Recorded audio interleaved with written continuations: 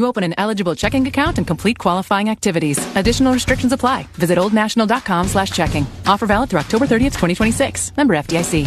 Shop Grand Appliance for expert advice, fast delivery, and the lowest prices every day on top brands like Electrolux, Frigidaire, and more. Visit grandappliance.com for full details. Today's Tito's Handmade Vodka Canine of the game is Mick, a terrier mixed from Chicago. If the Northside team strikes out 9 players, Tito's will make a $100 donation to Paws Chicago.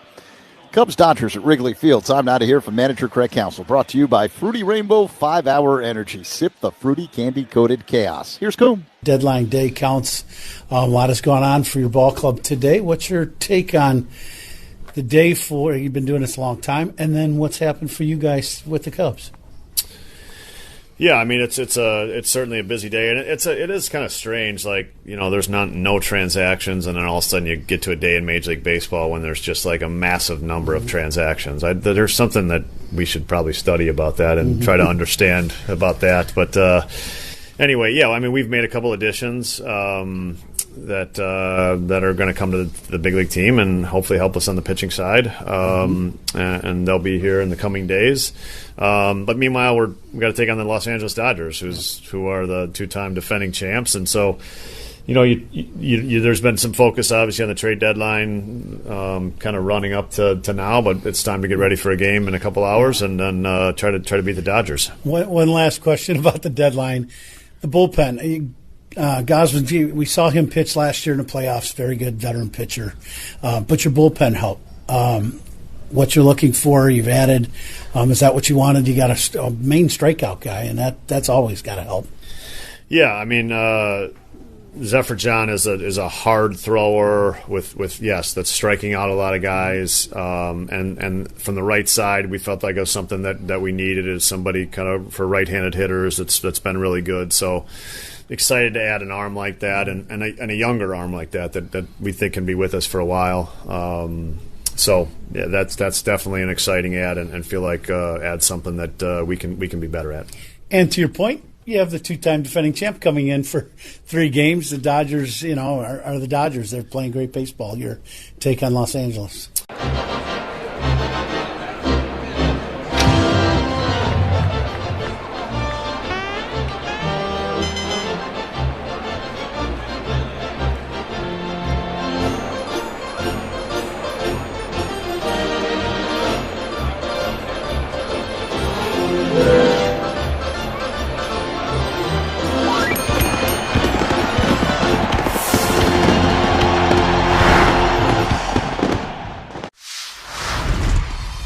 The name of the business is Legacy Catering. We all were talking about how Mom taught us all how to cook. She was a cook at the public school system for ages. So we all started to cook with her, so we decided, to do the business, so we went and figure out what we're going to call it. So we said, let's cook in honor of our mother. So that's what Legacy came in. And just remember that Legacy Catering is about people, and this is what barbecuing is all about, and this is why we love it.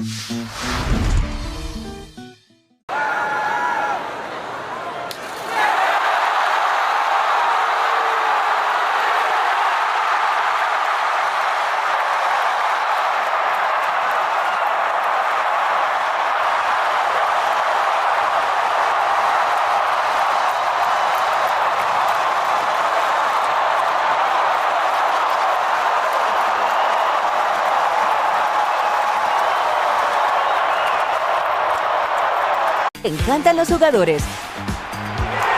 Te encanta el juego. ¡Y se fue! Ahora puedes ser el dueño de grandes momentos del béisbol. MLB Auction te permite participar en la subasta de bates, bolas, jerseys autografiados y más, con artículos de tus equipos de grandes ligas favoritos, leyendas y jugadores agregados toda la temporada. Cada artículo es autenticado por MLB para asegurar que lo que llega directamente a tu hogar es original. ¿Quieres una parte del juego? Visita auctions.mlb.com. You could describe Tulsa as a getaway, and the best thing since sliced bread, which, by the way, was invented in Iowa. Oh, do you Think leftover steak de burgo would be good as a sandwich? Ron, you never have leftover steak de burgo. Then I guess I better order 2. Des Moines, it's a trip. Make it yours at catchdesmoines.com. And they're out of here. If a Cubs pitcher strikes out 9 players during a regular season home game, Tito's Handmade Vodka will donate $250 to Paws Chicago, up to $10,000 per year. As one of the largest comprehensive no-kill animal welfare organizations in the nation, Paws Chicago continues to build programs to end the killing of homeless pets. Cheers to the home team with Tito's. And let's hear it for the Cubs. Distilled and bottled like 5th Generation Inc., Austin, Texas. 40% alcohol by volume. Savor responsibly. When buying your next car, let Consumers Credit Union put you in the driver's seat with competitive rates and flexible terms. Join the people in your corner at myconsumers.org. Federally insured by NCUA. Cubs hosting the Dodgers at Wrigley Field. Who are you banking on? Is sponsored by Busey Bank. Building business, growing wealth since 1868. I'm banking on Alex Bregman, who is 12 for 28 over his last 7 games, a .429 average. The pitching matchup sponsored by Ziegler Subaru of Kenosha. Enjoy the laid-back experience of Ziegler Subaru of Kenosha. Matthew Boyd going for the Cubs. Veteran left-hander, 6-1 this season with a 3.41 ERA. He's been lights out since coming off the injured list from that knee injury back in late June. 4-0, 7 starts, a 1.93 ERA. Now let's pause as we get set for the playing of the national anthem. Say, can you see by the dawn's early light what so proudly we hailed at the twilight's last gleaming, whose broad stripes and bright stars through the perilous fight o'er the ramparts we watched were so gallantly streaming, and the rocket's red glare,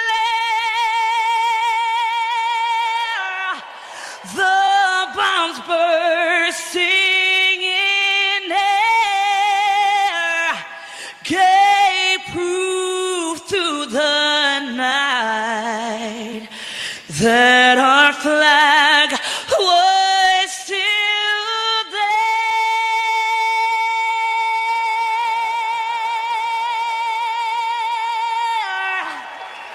Oh, say does that star-spangled banner yet wave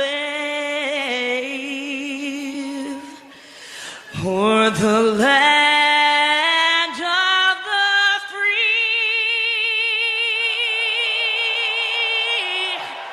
and the home of the brave? Lauren Hall performing the national anthem here at Wrigley Field prior to Game 1 of a 3-game set between the Cubs and Dodgers. We mentioned Matthew Boyd is going for the Cubs. Fellow left-hander Justin Robleski is pitching for L.A., 11-2 with a 2.88 ERA. He did give up 5 runs in 6 innings last week versus Seattle, 4 home runs. Let's pause 10 seconds for stations to identify themselves on the score and the Northwestern Medicine Cubs Radio Network.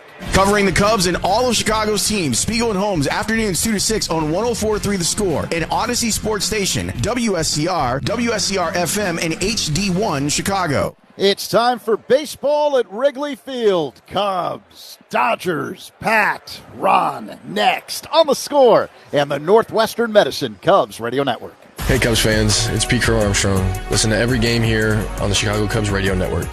When only the best will do, choose Regal Select from Benjamin Moore. With rich color, smooth coverage, and unbeatable durability, Benjamin Moore is paint that performs. Stains wipe away easily, and the finish stays beautiful for years to come. Available in 3,500 colors and exclusively at local. All your favorite games from MLB Play are back. Bigger, bolder, and better than ever. Test your skills with daily puzzles. modes like MLB Pickle, the Ultimate Mystery Player Challenge, and Immaculate Grip, where stats and strategy collide. Then in Spinball, build your roster, take on your friends, and compete for the weekly prize. Or be the first to beat the streak and hit your way to the $5.6 million jackpot. Plus, the all-new Daily Walk-Off. Lock in your players by category for the walk-off win.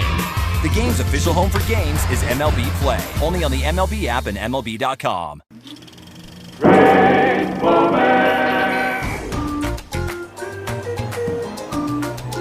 Guess who that is? Roger McDowell. He'll be all right. He put this show on, and he got a standing ovation. Hitting all for the Dodgers and batting. Well, the Mets really trying to turn it around. They do, however, trail in this ball game 4-0. I love that. U.S. Open champions competing in the Rocket Classic at Detroit Golf Club this weekend. Wyndham Clark. All right, Wyndham, let's see what you got.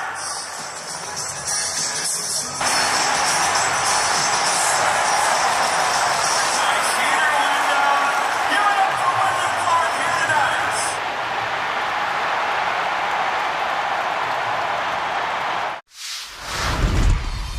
I want to ask you about food. What is something that you have to eat to beat a judge? Oh, Aaron Judge! Send him to Monument Park now! We got some good chefs in New York. They've been cooking up some nice chopped cheeses, and that kind of, it gets you, I don't know if I should tell the kids that they should be eating chopped cheese before a game. Before the game, probably steak. That's usually what I go to. I like a steak, no vegetables. No vegetables? No vegetables. Is it straight protein? Yeah. Biggest thing we're bringing is a brand new Tony Gwynn drop I did with his estate. So we just signed a deal at therealist.com to actually... Powered by the Volvo XC90, Benny's Beverage Depot, Benjamin Moore, Grand Appliance, James Hardy Building Products, Laturo Tire, It's Not a Game, Illinois.com, Old National Bank, Seaglass Wine, Sloan, Southwest Airlines, Xfinity, your Chicago and Northwest Indiana Hyundai dealers, and Yingling, the oldest brewery in America. And now, here's the Hall of Famer, Pat Hughes, and All-Star Ron Coomer, with all the exciting play-by-play action of Chicago Cubs baseball. Chicago Cubs baseball is on the air from Wrigley Field in Chicago. It's time for game one of a 3-game series between the Chicago Cubs and the Los Angeles Dodgers. Good evening, everybody. Along with former Cub and All-Star Ron Coomer, it's Pat Hughes reporting. Zach Zaidman working alongside. Paul Zarang is our excellent engineer. We all thank you for joining us. It is a gorgeous summer night at the friendly confines, and there's always something special whenever the Cubs take on the Dodgers. Beautiful night. Left-handers are scheduled to start for their respective teams. Matthew Boyd going for the Cubs. Justin Robleski, an Illinois native, starting for the Dodgers. Each southpaw has pitched extremely well this season. Let's go ahead and get right to the starting lineups for tonight's game. The lineups are brought to you by Morgan & Morgan, America's largest injury law firm. Leading off for the Dodgers, Shohei Ohtani, the designated hitter. Andy Pages in center. Tommy Edman, the former Cardinal, batting third and playing second base. Freddie Freeman at first. Mookie Betts, the number 5 batter at... Bryce Matthews, who struck out looking his first time up. Matthews getting the start in left field tonight. Matthews hits it in the air pretty well to center. Going back on it is Rafaela at the wall, looking up. See you later! Bryce Matthews with his first long ball of the year, right by the Phillips 66 home run pump. And the Astros lead 4-0. That went 434 feet just to the left to straightaway center. And it was 111 miles an hour off Matthews' bat. Varsho going back to the warning track, slowing near the wall, leads, and he caught it. Dalton Varsho takes one away from Brady House. Not that deep. Moniak on the move. Here's the throw to the plate. It is on line. Out at the plate. What a throw to cut down for me. And with a dive, it's Taveras. He's able to scoop it off the green. That is a catch. Line drive up the middle. Nunez dives. Hops to his feet. Oh, baby, what a play by Nasim Nunez. This is line and diving at second is Cronenworth. His throw, got him! You can hit it anywhere, but you can't hit it to the crowd zone. And on comes Bench diving, and he made the catch. Splendiferous play by Carson Bench. Back toward the wall, Hernandez leaps, and he made the catch! Arguably the best play he's made in the field as a Dodger. Line to third. Caminero jumps up and pulls it out of the air. And he's able to go up and end this ball game.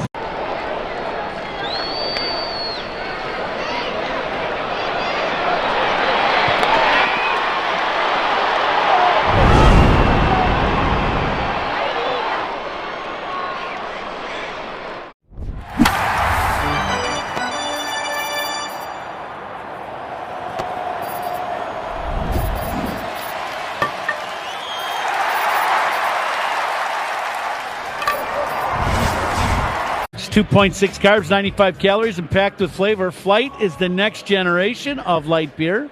And the oldest brewery in America. Look for Flight wherever you buy beer.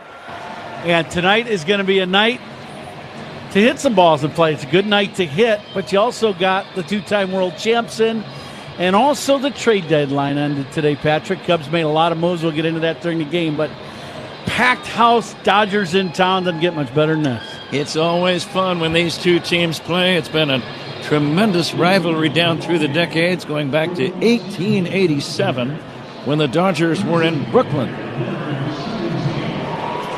Left-hander Matthew Boyd ready to go to work. Game time temperature a very comfortable 75 degrees. A little breeze blowing out toward left. Game time temperature brought to you by Four Seasons, your trusted local experts for heating, air conditioning, plumbing, sewer, and electric.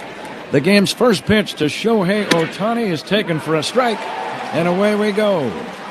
Ohtani not pitching because of that troublesome knee, but he can hit. 292 average, 24 home runs. Big, strong left-handed batter hits one in the air, shallow left, falling in for a base hit. He got jammed, able to muscle it into left for a leadoff single, and the batter is Andy Pages. Well, that's what good hitters do. When you get jammed by a pitch, you don't end up pulling it. You end up shooting it the other way, and as you said, Pat, just muscled it over Dansby's head. Cubs in their home whites, Ron, with blue pinstripes all over. Blue hats, helmets, numbers, sleeves, socks, they're all blue. Dodgers in their traveling grays with lots of blue as well. Pages, right-handed batter, pokes it foul out of play. Dodgers have gray shirts and trousers, dark blue hats, helmets, numbers, sleeves, and socks. And they, like the Cubs, have a variety of shoe colors. Uniform descriptions brought to you by Benjamin Moore. Matthew Boyd to Pages. Liner into shallow right. That's going to be a base hit. A couple of opposite field singles. Neither ball hit particularly hard, but they fell in, and the Dodgers are threatening right away with 2 on, nobody out for Tommy Edman. That's a little inside slider. It's about mid-thigh, but probably in the inside corner. And Pages, he does the exact same thing as you said. This ball probably breaks his bat, but he just dumps it in short right.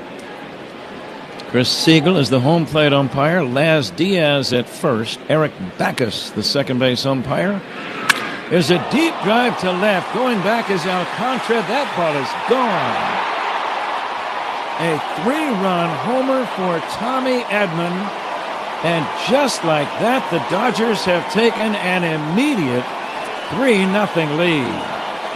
That left the park in a hurry. Yeah, Edmonds was sitting on that fastball inside, and he didn't miss it. He turns on this ball. And, I mean, this ball is smoked. And unfortunately for Boyd, he wanted this ball away, and it ended up right in the middle of the plate.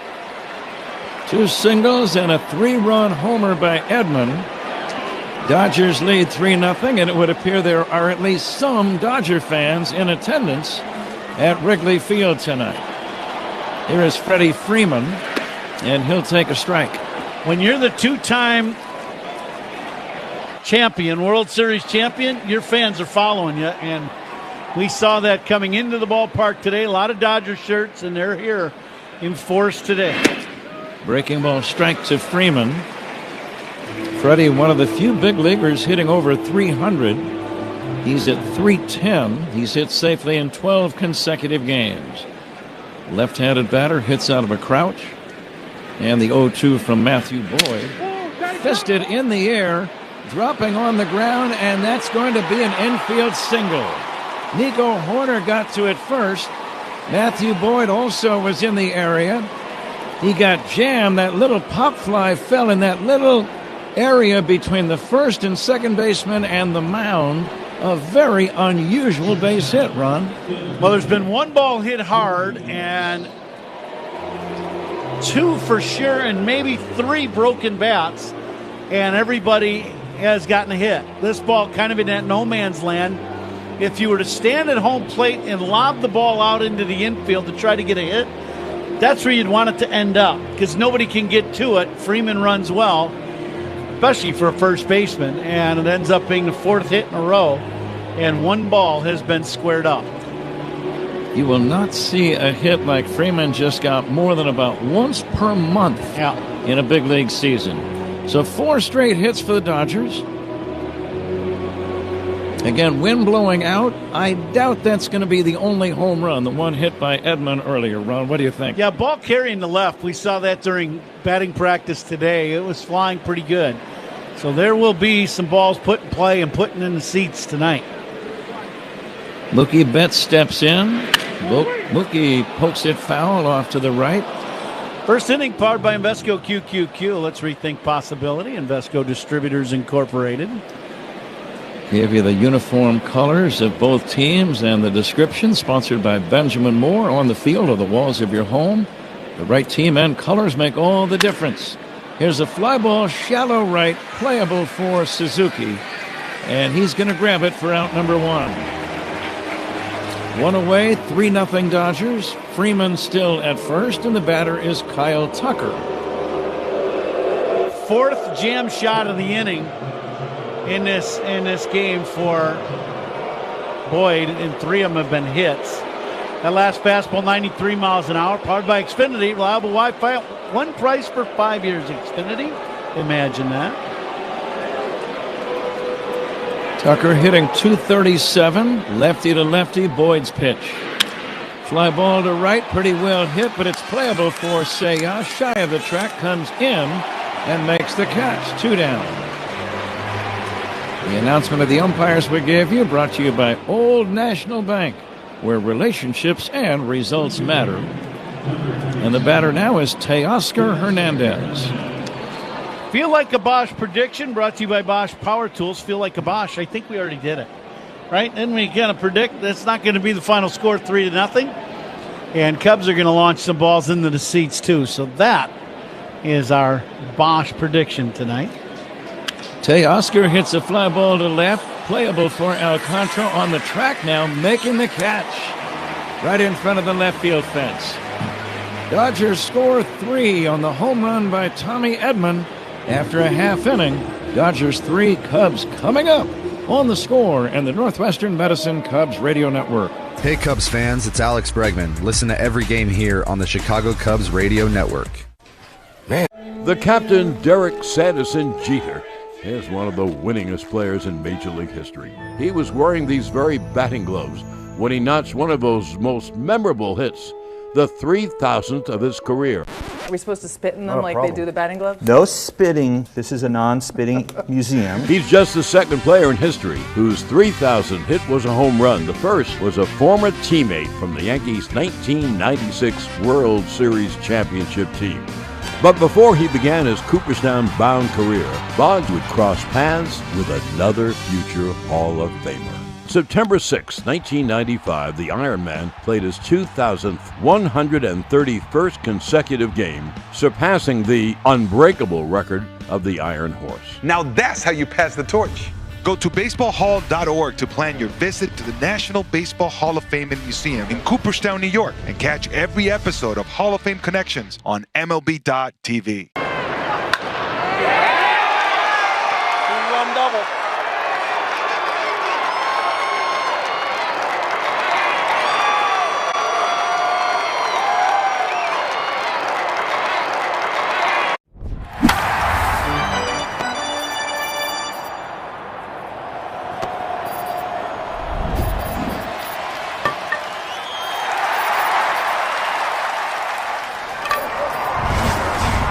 in Chicago traffic again? Vertiport Chicago flies you downtown in 16 minutes. Skip the gridlock. Book your flight at notraffic.vip.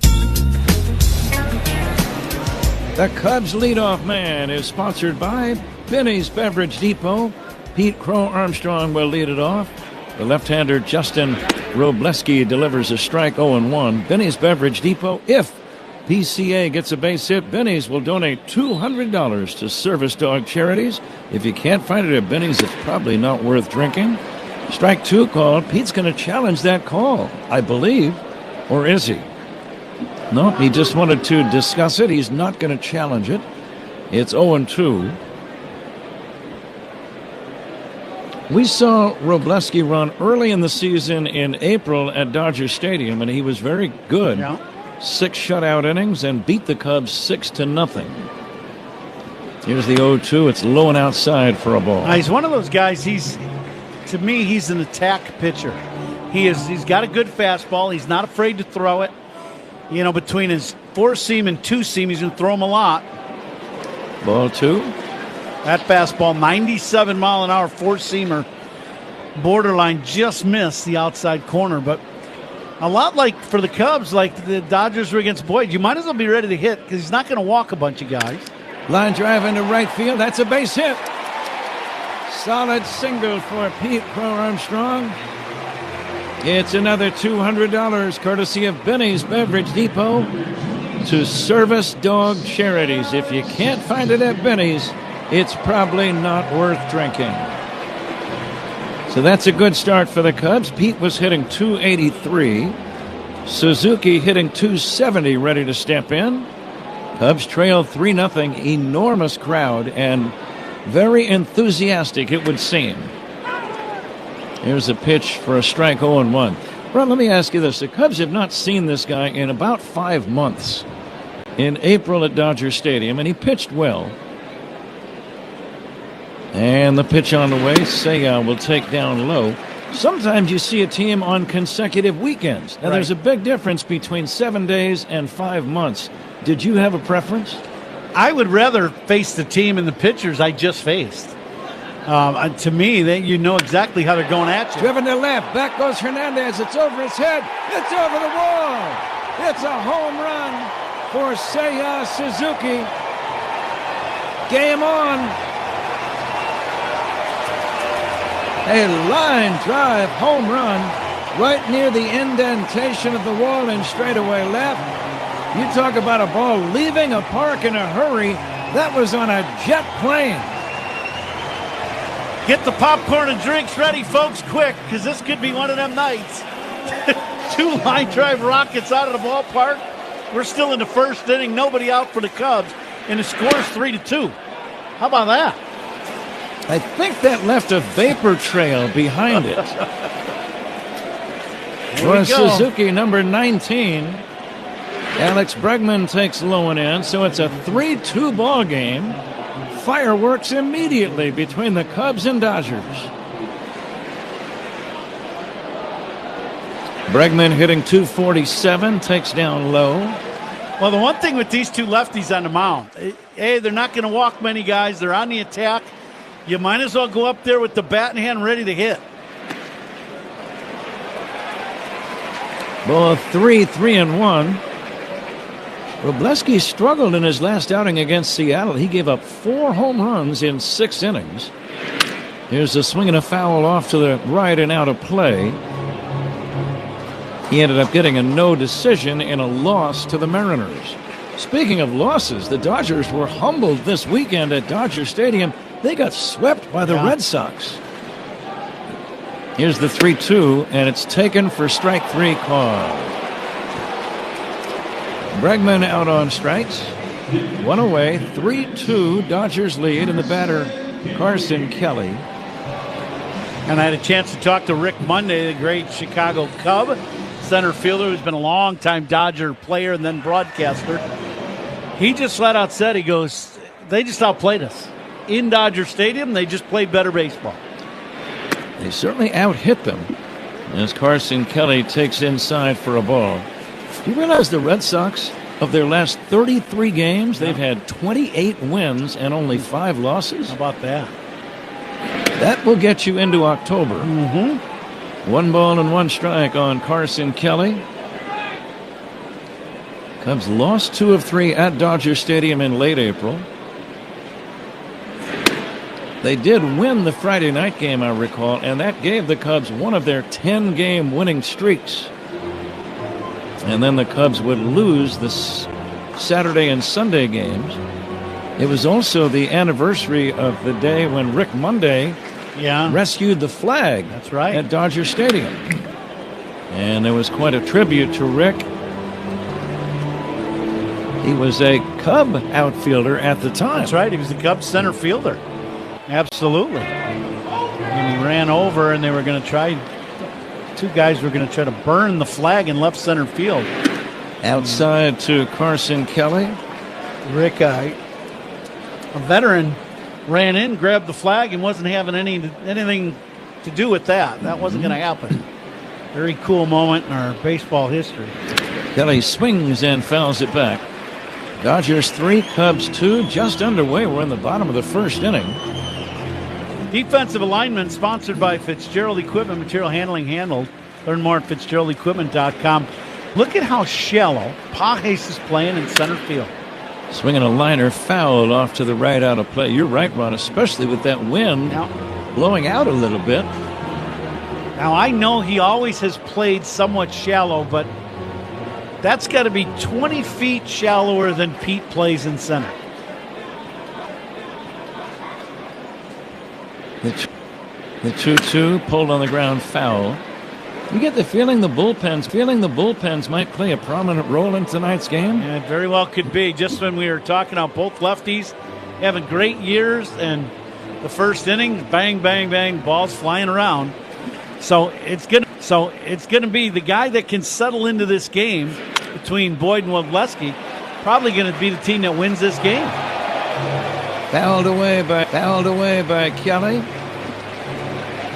And both pitchers, Matthew Boyd, for example, lost on opening day and has not suffered a loss in his last 11 starts since then. Wodleski has also been good. Here's a chopper foul. He's had 9 starts since losing any of his decisions. He's had some no decisions and did not pitch great in every one of those games, but still no losses. But these 2 guys been dealing. I mean, Wodleski's under 3 ERA, and Boyd, we've seen him. He's been outstanding. Fly ball to center, routine for Pages, and that's out number 2. 3-2 Dodgers, first inning. And the batter is Michael Busch. Busch, the former Dodger farmhand, came over to the Cubs in a trade with L.A.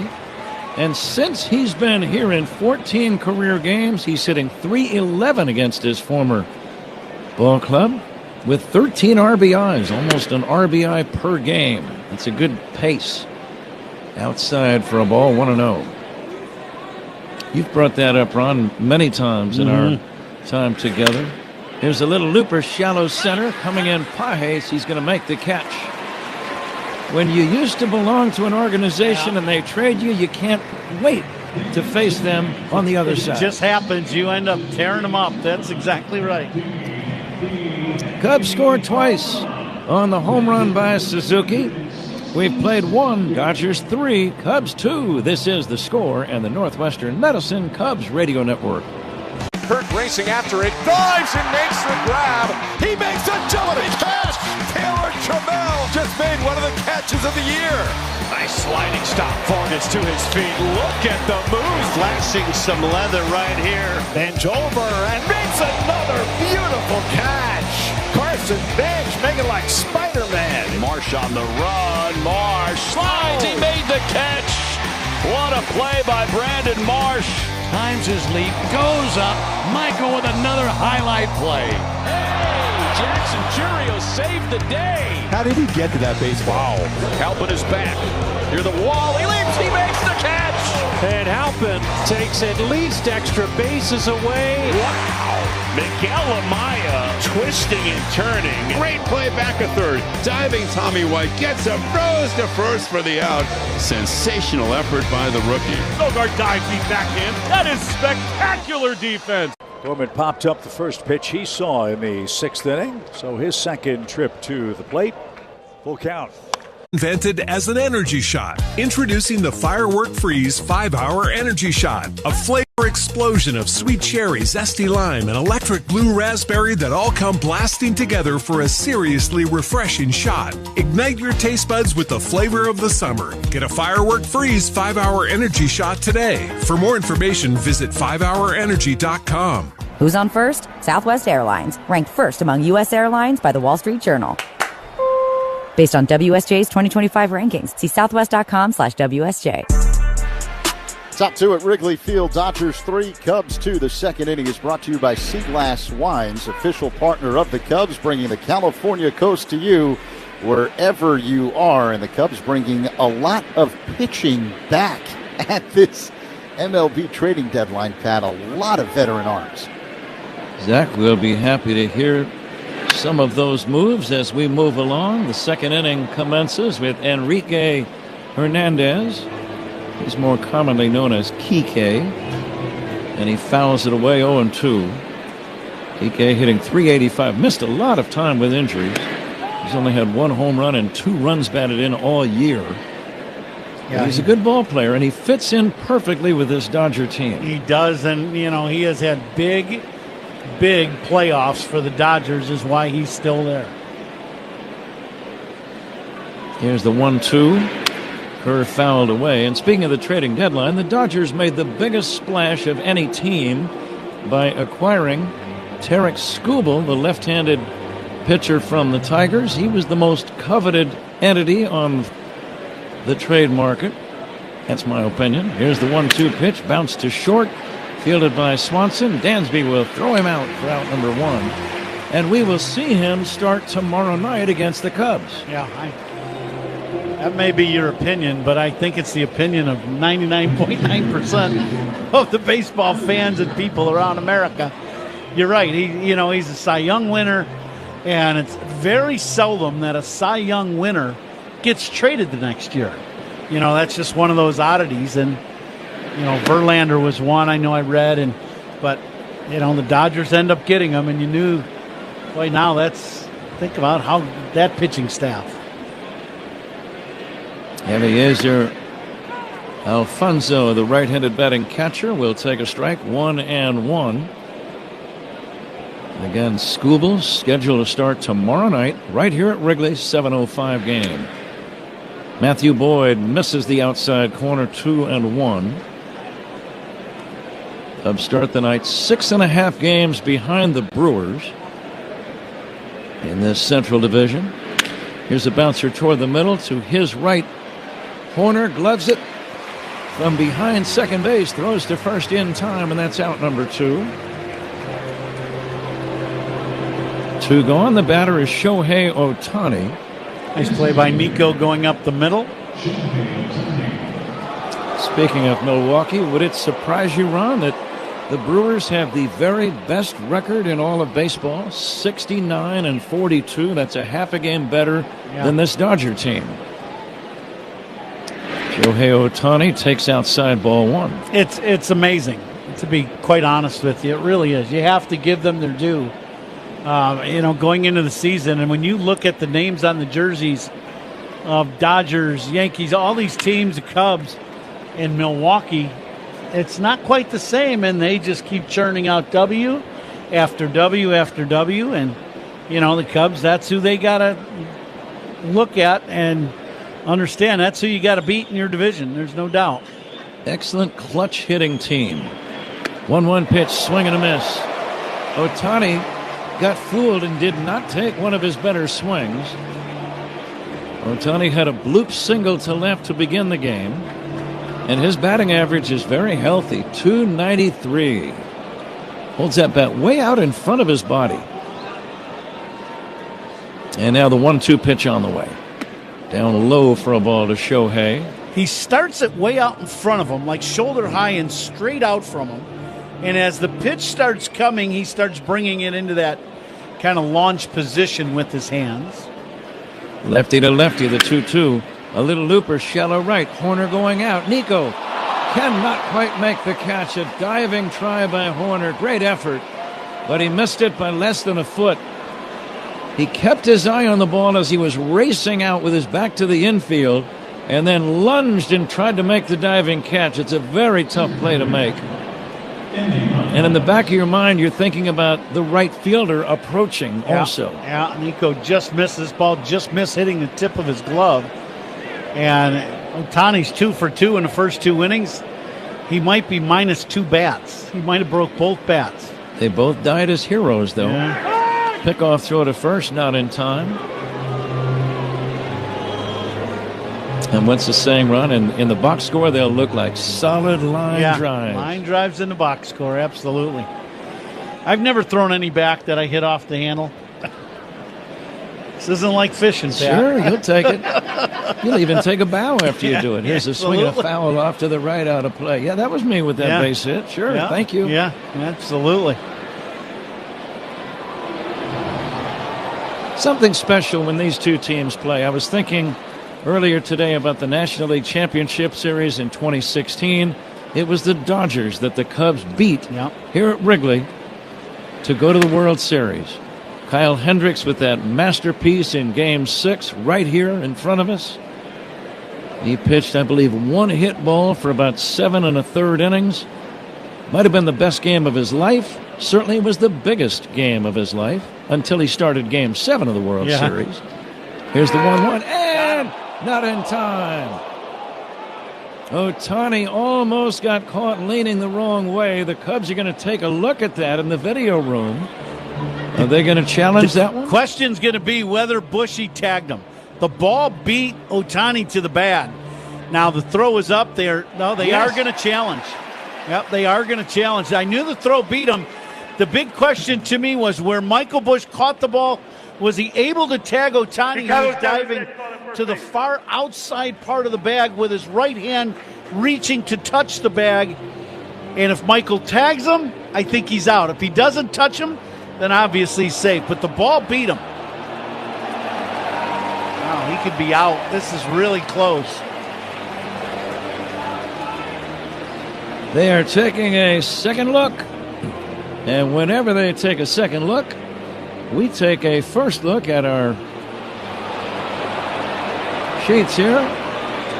And when they take a second look, managers' challenges and instant replays, a second opinion is always a good idea. So take a second look and get yours at Northwestern Medicine.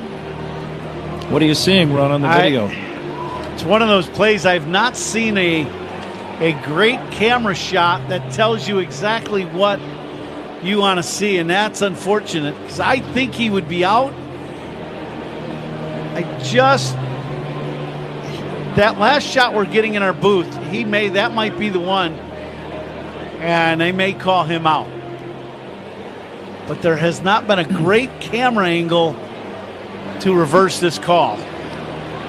Nothing definitive. Yeah, it's just, I thought he was out. From the naked eye from here, the way the ball beat him and the tag going down, I thought he was out.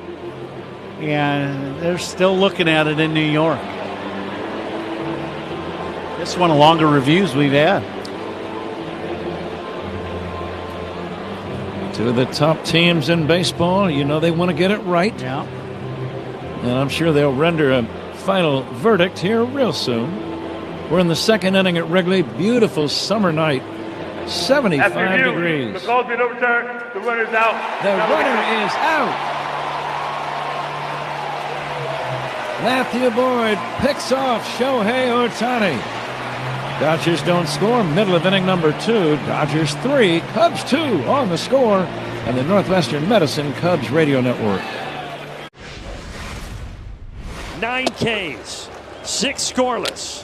And Chris Sale continuing to add to his Cy Young resume. Mona!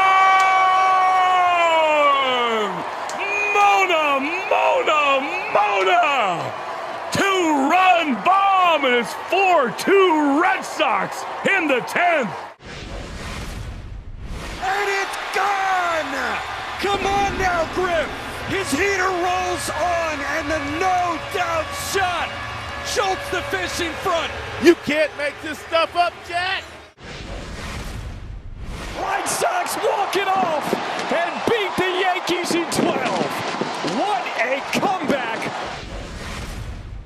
A Redbird winner! A Redbird winner! Light up the night in downtown St. Louis. The Cardinals came back with 3 in the 10th inning to beat the Cubs. Murakami to pull, 1-2 from Sandy. That one cut on and missed, and Murakami swings over the top of it. Another punch out for Munetaka Murakami. Well, I'm going to say that was a changeup. Yeah. But either way, it was a nasty pitch down and away from Murakami. Got him! Changeup, 2 away. Boy, this has been Picasso, Rembrandt, everything put together with the way he's worked on the mound, with the stuff he's had, the location.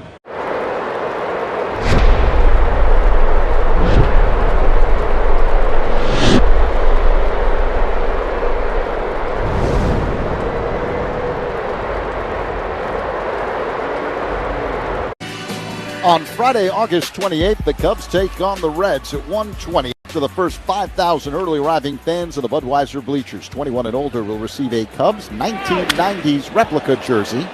Nico Horner hits a fly ball into shallow left, racing in and then making a routine catch is Hernandez.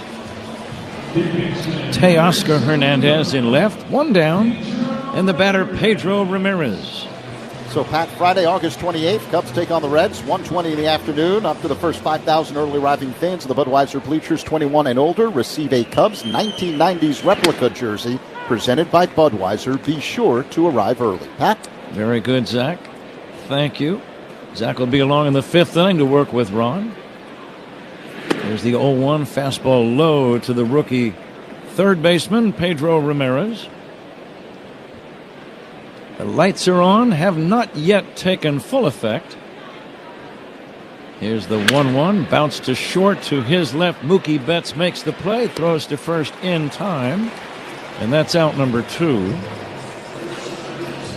Thought it was interesting today coming to the ballpark and talking with Craig Counsell about Ramirez.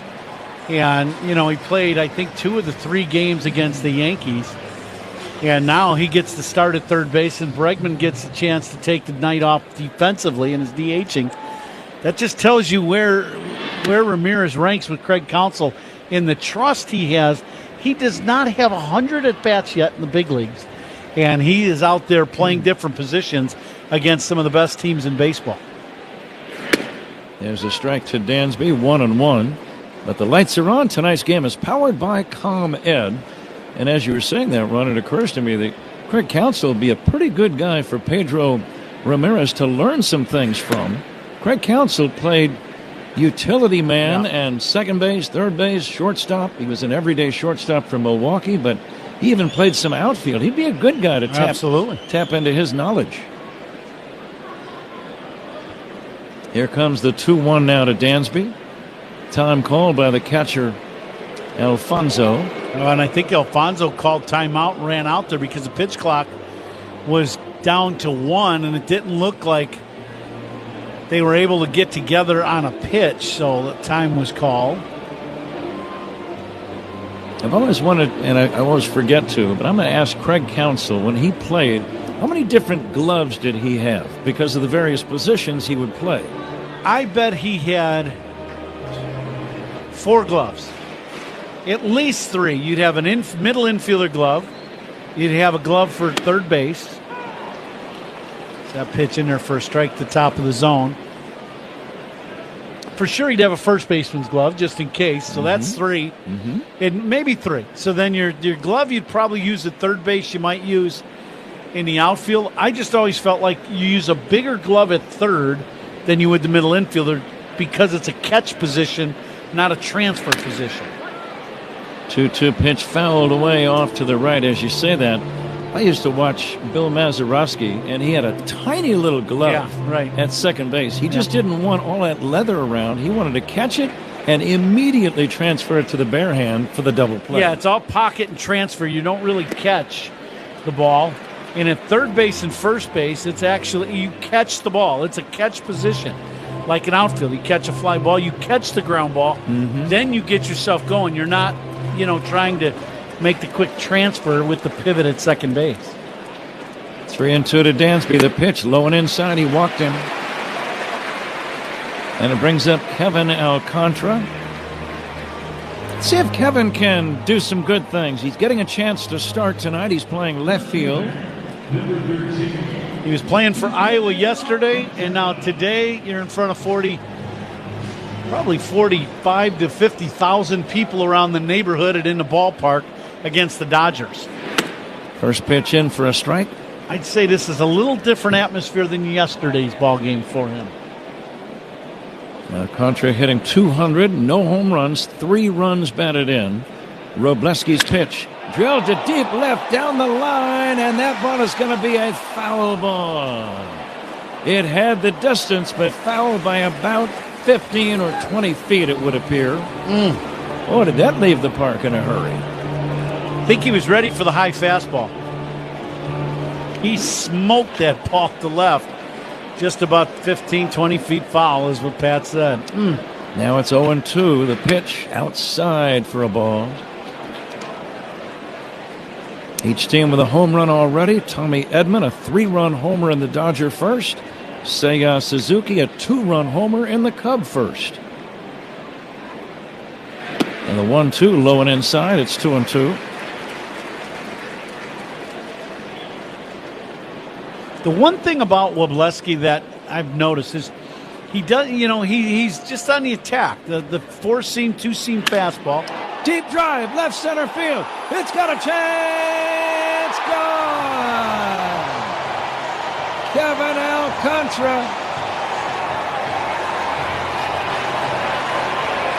His first career home run. Listen to this crowd. I'd say it was a pretty good time to call him up from Iowa. That was a line drive rocket to left center field. I think we said something about get the popcorn and drinks last inning. You better double up on him. We may be here a while. Cubs have their first lead of the game. 4-3. Fireworks early in the game. All of the runs on home runs were only in the second inning. There have been 3 home runs. And not a single solo homer among them. Pete Pro Armstrong will chop it foul. Pete had a sharp single to right his first time. Alcantara with a big smile on his face in the Cub third base dugout. Yeah, Pete hit an 0-2 slider for a line drive bullet to left. Again, Robleski got hit hard against Seattle, yielding 4 home runs in 5 innings in his most recent game. Here's Pete swinging and missing to end the inning. But the Cubs score twice on the first big league home run by Kevin Alcantara. 4-3 Cubs as we go to the third on The Score on the Northwestern Medicine Cubs Radio Network. Hey Cubs fans, it's Dansby Swanson. Listen to every game here on the Chicago Cubs Radio. Here we are, Arlington, Texas. This is the Graham Slam Burger. So 2 patties, brisket, caramelized onion, American cheese, ranch aioli or ranch mayo, if you will. Oh yeah, we're in Texas. Yeah. It's something that you definitely want to take a picture of and just put on the gram. I took a bite of it, but it still looks dope. It's a burger that looks great, but also delicious.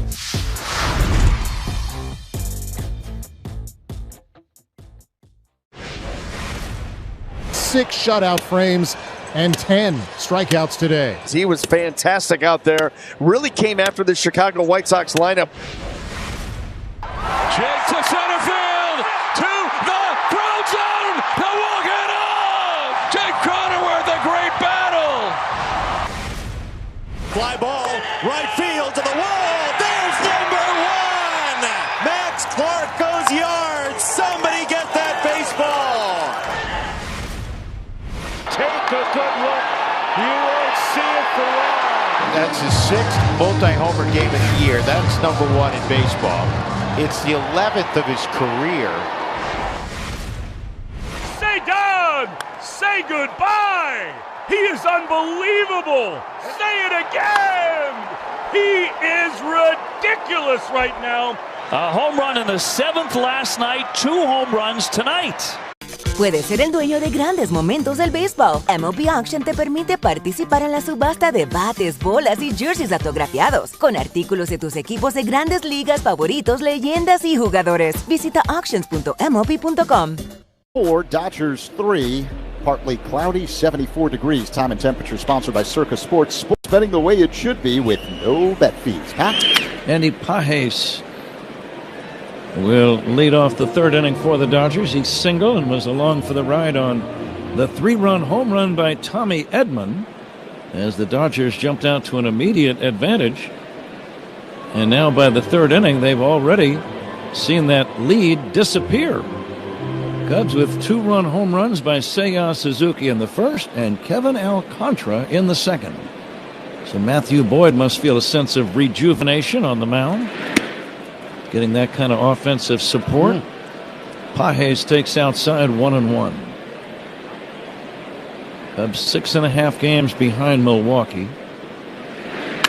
Curve fouled away. The Dodgers with a 10-game lead in the West over Arizona. That's the biggest lead of any division in baseball, 10 games.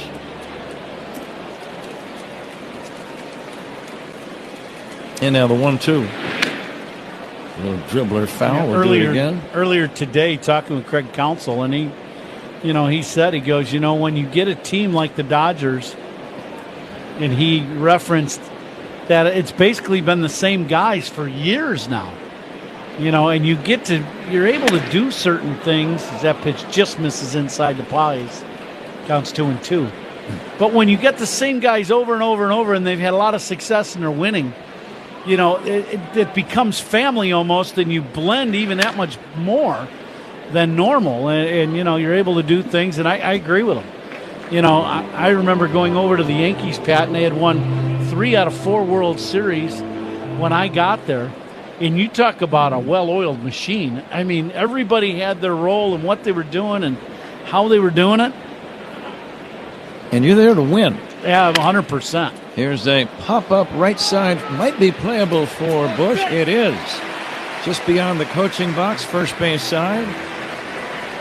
And that's the first out in the inning. Cubs lead 4-3, inning number 3, and the batter, Tommy Edman. Yeah, it was an interesting... sitting in that clubhouse in 2002 at the start of spring training, listening to Brian Cashman first, then Joe Torre, and then George Steinbrenner, and not a one of them said anything other than win the World Series. All of it was win the World Series, win the World Series, win the World Series. That's why we're here. Don't confuse it with anything else. It was a strong statement. It really was. Here's the 0-1 to Edman. It's inside near his left elbow. 1 ball, 1 strike. And now if you're Dave Roberts, that's right. That's the conversation you're having with your team when you open up the season. Curveball is down low. I kind of had similar thoughts regarding what you just said when I found out that they had acquired Tarek Skubal from the Tigers. I mean, they were good already. They have a big lead in their division. They're very strong, but now apparently even stronger. Here is a swing and a foul off to the right, out of play. There's no guarantees that the guys you acquire are going to have a great time. That's right. Going from Detroit to L.A., he's got a world of talent, though.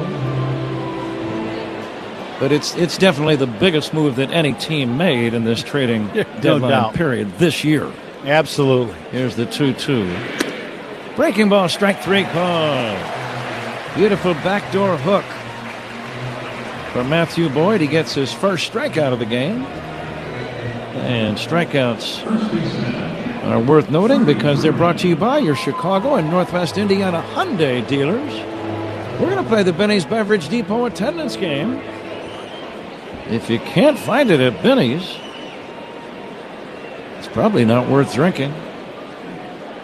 Freddie Freeman had an infield hit his first time. He dribbles one to second base. Fielded by Horner. He'll throw him out. And it's a 1-2-3 inning for Matthew Boyd. Matthew now has set down 9 in a row. Let's correct that. He's set down 9 of the last 10. We go to the bottom of the third. The score, Cubs 4, Dodgers 3 on the score, and the Northwestern Medicine Cubs Radio Network. Cubs.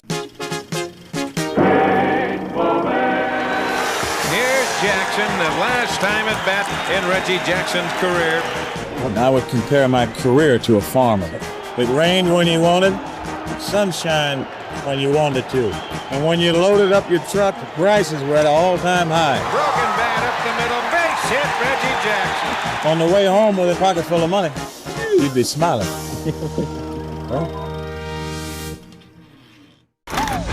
You could describe Tulsa as a big, small town or a small, big city. Tulsa is a very mixed city of arts and film and sports. I mean, it's a true melting pot of all kinds of things. Professional baseball in Tulsa, it's actually older than the state of Oklahoma. It's nice to play in front of, fans that you see on a daily basis.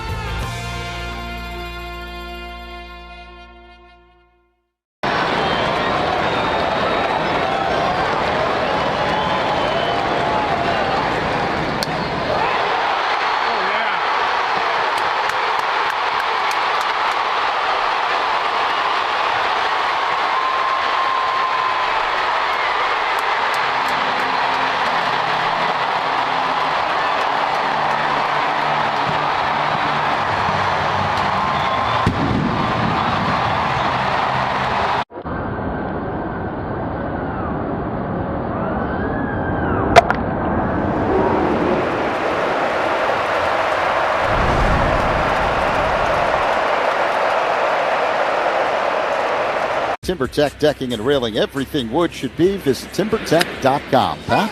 Bottom of inning number 3, Zach Seiya Suzuki hit a screaming line drive home run to the seats in left his first time. It came with a man on, and he'll take a strike on the outside edge. Kevin Alcantara hit a line drive home run to left center, his first big league homer in the second. Here's a fly ball to center. It's going to be caught by Pages, and that's going to be out number 1. 1 down, Bregman the batter. That's a near miss for Suzuki. Got another fastball, and that one just got in on him enough. Just looking at the standings, Ron, I did not realize in the American League you've got 3 pretty close division battles for first place. The Yankees 2.5 games behind Tampa, Boston 5 back. Cleveland 3 games behind the White Sox. Bregman lines one to the gap in left center. That's going to be a base hit up against the wall. Bregman's going to go for a double. The throw to second base, not in time. 1 out double for Alex Bregman. Cubs leading by a run, trying to get a little more sizable advantage. Now Bregman goes out and gets this backdoor hook, and one hops it off the garage door in left center. Doubles by Cubs hitter, sponsored by Southwest Airlines. Reliable, comfortable, convenient. Southwest just makes sense. But you're talking about the division leads in the American League. Houston up 2.5 over Texas and 3 over Seattle in the American League West. Carson Kelly will take a strike. But in the National League, not really what you'd call any nail-biting division. You've got the Cubs 6.5 behind Milwaukee, Phillies 8 behind Atlanta, and Arizona 10 behind the Dodgers. Now that could change within a week or two, but right now there's nothing really close. That's, Cubs still have 4 more games left with Milwaukee, in Milwaukee, I believe. So there's still, you still got head-to-head. Fly ball to deep left field. This ball's got a chance. Get out the tape measure, long gone. Carson Kelly. 2-run homer. Cubs lead 6-3. Well, the Cubs struggled offensively a little bit against the Yankees, other than the second game where they scored 5 runs. All those runs came late in the ball game in Game 2. They're not struggling here on Monday against the Dodgers. This ball goes a long way off the bat of Carson Kelly. For Kelly, his 7th of the year. And the batter, Michael Busch. 3 different home runs, all with a man on, in the first 3 innings of this game. Now, that's the kind of pattern you'd like to hold on to for a while. In there for a strike, 0-2. Yeah, till about November. Waleski gave up 4 home runs in his last start, and you talked about it at the beginning of the broadcast. That's just 5 days ago. He's given up 1 in every inning so far tonight. Michael Busch hits one foul. The double by Bregman is a reminder. Doubles by Cubs batters. Sponsored by Southwest Airlines. Reliable, comfortable, convenient. Southwest just makes sense.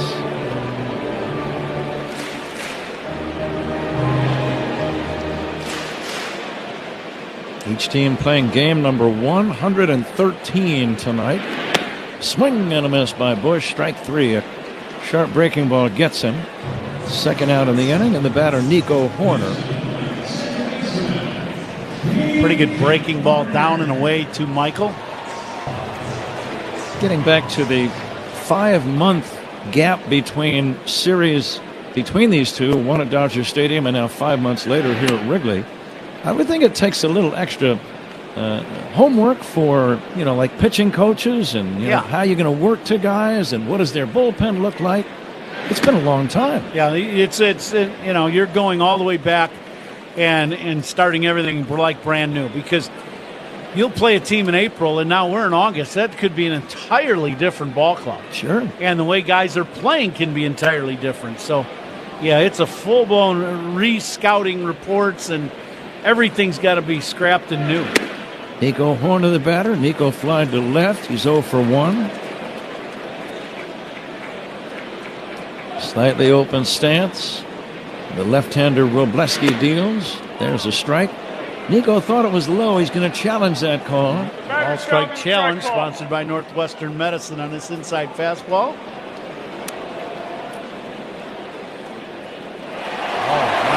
And it's ball 4.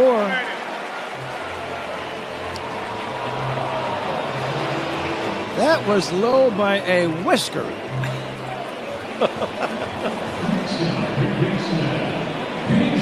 Can't get any closer than the strike zone than that one. That's it. There was almost no daylight between the ball and the box. Now Pedro Ramirez will chop one foul. Now, would this be a spot? I know it's against a left-hander, but Nico's a very clever base runner. Would it be a spot for him to run? I would say absolutely yes. If you feel like you can get a bag, go ahead and get it. Ramirez hits a line drive, base hit into right. Nico stopping at second as Tucker gets the ball back in. Pedro Ramirez continues to do good things. Nice little opposite field single. I think that's big league at bat number 99 for Ramirez. All this season since he's been called up, he's one of them guys that is saying, I don't want to go back to the minor leagues. He may not go back. I 100% agree. The way he is playing, you're looking at a quality big league player. Dansby Swanson, the batter. No activity in the Dodger bullpen yet. But I would think one more base hit, and there would be. Now, the Dodgers threw a ton of innings in the last series against Boston. So they really wanted, going into today's game, to get length out of their starting pitcher. Bounce to the third, glove by Kike Hernandez. Runs over, steps on the bag to force the runner Horner to end the inning. But the Cubs have homered in every inning. It was Carson Kelly here in the third who belted a 2-run homer as we go to the fourth inning. Cubs 6, Dodgers. The hometown kid is heading home. For the All-Star break, that is. Tigers rookie shortstop Kevin McGonigal, a native of Media, Pennsylvania, has played his way into the Midsummer Classic in Philly. At 21 years old, McGonigal is the second youngest player in Tigers history to reach the All-Star game. 0-2, swinging line drive, grabbed with a leap by McGonigal at short, flying through the air to the glove side. These boys are just playing baseball. They're playing ball. The first? That would be Mr. Tiger himself, Al Kaline, at 20 years and 205 days back in 1955. McGonigal has been everything and more for the Tigers. He was named AL Rookie of the Month back in April, and he hasn't slowed down since. McGonigal will be joined by fellow All-Star teammates Dylan Dingler, Riley Green, and Justin Verlander. For the kid that grew up going to games at Citizens Bank Park and idolizing players like Chase Utley and Cole Hamels, this is the best kind of homecoming. Hank Greenberg helped popularize the first baseman's mitt, holding a massive 13-inch pocketed glove. That was quickly banned, reducing the maximum size to 12 inches. Paul Richards also developed a black hole-sized catcher's mitt. This ginormous thing, measuring 42 inches in circumference, was known as Big Bertha, or the elephant, for its massive size. It was swiftly outlawed as well.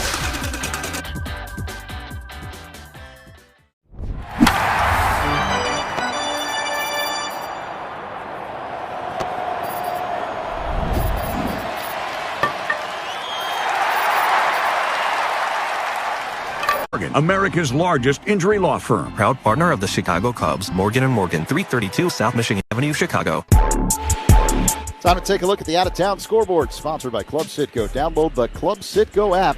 Save 23 cents per gallon on your first fill-up. Bottom of the fifth inning in Milwaukee. The Pirates leading the Brewers 4-0. Spencer Horwitz with a 3-run double for Pittsburgh. Other action, the Cardinals all over the Yankees 6-0 now in the bottom half of the fifth inning. Alec Burleson with a pair of home runs. He now has 17 on the year, Pat. Very good, Zach. Thank you. We'll get some more scores from you in a minute here. Mookie Betts with an 0-2 count. Matthew Boyd's pitch bounces in there. A grand slam for Derek Hill, Pat, and the Phillies lead the Nationals 4-3 in the bottom half of the eighth inning. Giants 3, Rangers nothing. They're in the last of the third in Texas. Jung-Hoo Lee, a solo home run for San Francisco. Who was that again, Zach? Jung-Hoo Lee, talented outfielder. I just wanted to hear it again. Here's the pitch, fouled away off to the right. The Blue Jays on top of the Astros 1-0 in the bottom half of the third. The Rays 2, Rockies nothing after 1. Junior Caminero, a 2-run shot. He's got 31 home runs now on the year, Pat. Would who be his middle name? Here's a high pop fly. Shallow right, Suzuki coming in, waiting, squeezing. That's out number 1, fourth inning. Cubs on top 6-3. Lee is his last name, Jung is his first name, and who is his middle name? So you're saying who would be his middle name? It would, yeah.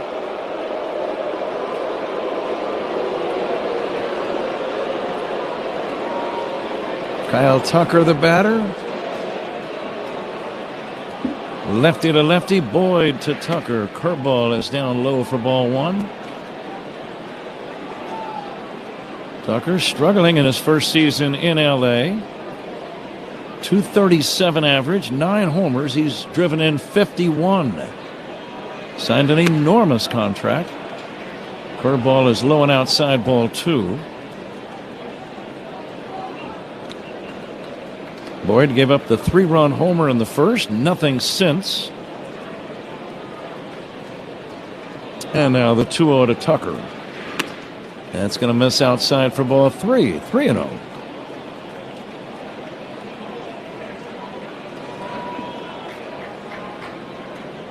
Let's see if Boyd can come back to get him. And the pitch on the way to Tucker. That's going to be a strike.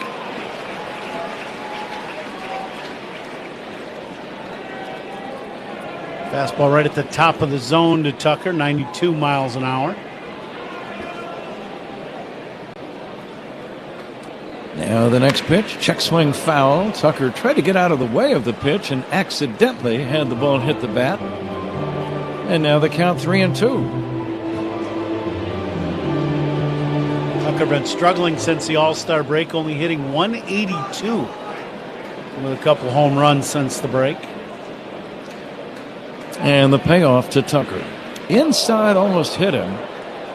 Boyd missed his target by a good couple of feet, which is very unlike him. Tucker gets the walk before Teoscar Hernandez steps in. We pause 10 for ID on The Score and the Northwestern Medicine Cubs Radio Network. Covering the Cubs and all of Chicago's teams, Mully and Haw, mornings 5:30 to 10 on 104.3 The Score, and Odyssey Sports Station, WSCR, WSCR-FM, and HD1 Chicago. Teoscar Hernandez flied to the warning track and left his first time. Right-handed batter, he has 10 home runs. Boyd from the stretch. The big likable left-hander fires a strike. Again, Boyd suffered a loss on opening day to Washington right here at Wrigley. Since then has not lost a single game, during which time he's made 11 starts, 6 wins, and 5 no decisions. Here's the 0-1, swinging a foul off to the right out of play. But anytime, and I know he missed some time with the knee injury and the surgery, but anytime you go 10 or 11, 12 starts and don't suffer a single loss at this level, you're pitching some good ball. Yeah, you really are. Well, since he's come back from the injured list, it's like his arm is just alive. He has just thrown the ball exceptionally well. Curveball is low. Coming to you live all season long from the Invesco QQQ broadcast booth. Proud partner of the Chicago Cubs. Just getting started. We'll be here tomorrow night again, same time. Tarek Skubal pitching for the Dodgers. Javier Assad for the Cubs. Here comes the 1-2, low and inside, 2-2. Bat in the third inning was brought to you by Consumers Credit Union, the people in your corner who stand up for you wherever you go. The finale on Wednesday is a day game at 1:20. Shota Imanaga against Roki Sasaki. Getting back to tomorrow night, Javier Assad against Tarek Skubal. I often think about the other guy against the big name. Here comes the 2-2 now to Hernandez. Time called by the batter right in the middle of Boyd getting ready to make his delivery. It's a little awkward for a pitcher, but... Yeah, pitchers, that is definitely something they do not like. But I'm thinking about Javier Assad tomorrow night. Something tells me he's going to be more than ready to pitch that ball game against Tarek Skubal. Yeah, it's one of those things where you know who you're matched up against, and you want to make sure you represent yourself as well as you can possibly pitch against the other guy. Here comes the 2-2. Line drive, base hit to center. And with one away, the Dodgers now have runners at first and second as Teoscar Hernandez singles sharply into center, and the batter is Enrique Kike Hernandez. Oh, change up away, but it was elevated, and Hernandez was able to get the barrel to it and shoot it back up the middle.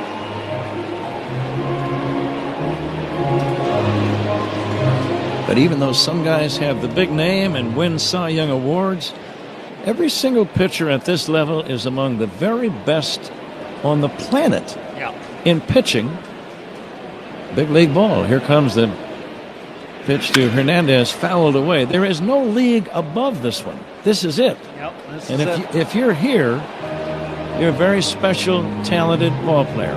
Well, for Assad, with all the ups and downs and, from Cubs to Iowa, starting, bullpen, his lifetime ERA over these last few years that he's been a Cub, still in the mid-3s. Here's a pop-up. Infield fly rule might be in effect. Nope, it's not going to be because Suzuki comes in and makes the catch. And belatedly, Laz Diaz called the infield fly even though it was an outfielder, Ron, that made the catch. What do you think of that?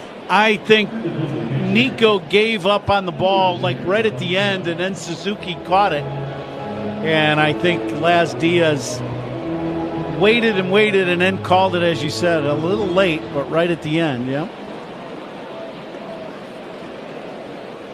Eliezer Alfonso, right-handed batting catcher, steps in. Pitched by Boyd, line to center, a base hit. There might be a play. Nope. Pete's going to have to. Oh, he was going to stop at third, but now Tucker comes in to score. Pete bobbled the ball in center. I thought he was going to aggressively charge that ball and come up throwing, but he kind of waited back for that second bounce in center and gloved it only after a momentary bobble, and that's when Tucker came in to score. Now, that's, Pete came in and he was going to get an in-between hop, and that has been one of those things for him, as an outfielder, picking your hop that you want to catch so you can make the throw. And because he got the in-between out and bobble the ball, he'll get an error. It'll be a single, no RBI for Alfonso. Okay. And it will be a single E8. So it's a 6-4 Cubs lead. Shohei Ohtani the batter. And he hits a big chopper foul. And this is a very big spot in this game. This guy has 24 home runs. Now, this is one of the elite power hitters in the game. I was kind of surprised. One of my old teammates from many moons ago, Dino Ebel, the third base coach, was stopping the runner coming around third and then got him going again. Same. Yeah. The 0-1 to Ohtani from Boyd. Curveball, fly ball, shallow center. Coming in is Pete Crow-Armstrong. He's got it to end the inning. Dodgers get an unearned run. We go to the bottom of inning number 4. Cubs 6, Dodgers 4. This is The Score and the Northwestern Medicine Cubs Radio Network. Hey Cubs fans, it's Ian Happ. Listen.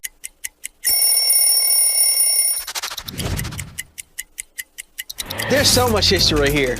And when I put it on and it's so light, it just feels just right. It feels just right. I mean, look at this. It got the city on it. When I was 7 years old, my uncle takes me where? To Shea Stadium. Darryl Strawberry hits a home run and I become a fan for life. Pat Murphy going to use an ace up his sleeve and bring in Christian Yelich with a tying run aboard at third base. Fly ball to deep right! It is way back and gone! Yelich delivers in the clutch. It's his first career pinch hit home run, and he left nothing in the tank. My God, how far did that go? Speaking of upper body commando, no shame in their game. Oh, it hit the bat, and then the bat hit the helmet. It's a trick shot. The big kitty's here. Well, the therapy rabbit, you mean? Oh! Error on Endy Rodriguez, the Pirates' first baseman, who's fairly camped underneath it. It's pretty cold down here, and I needed a hat. I didn't have one, so Mr. Met lent me his. Oh, nobody caught it! Boy, all sorts of communication issues between Rojas and Sosa.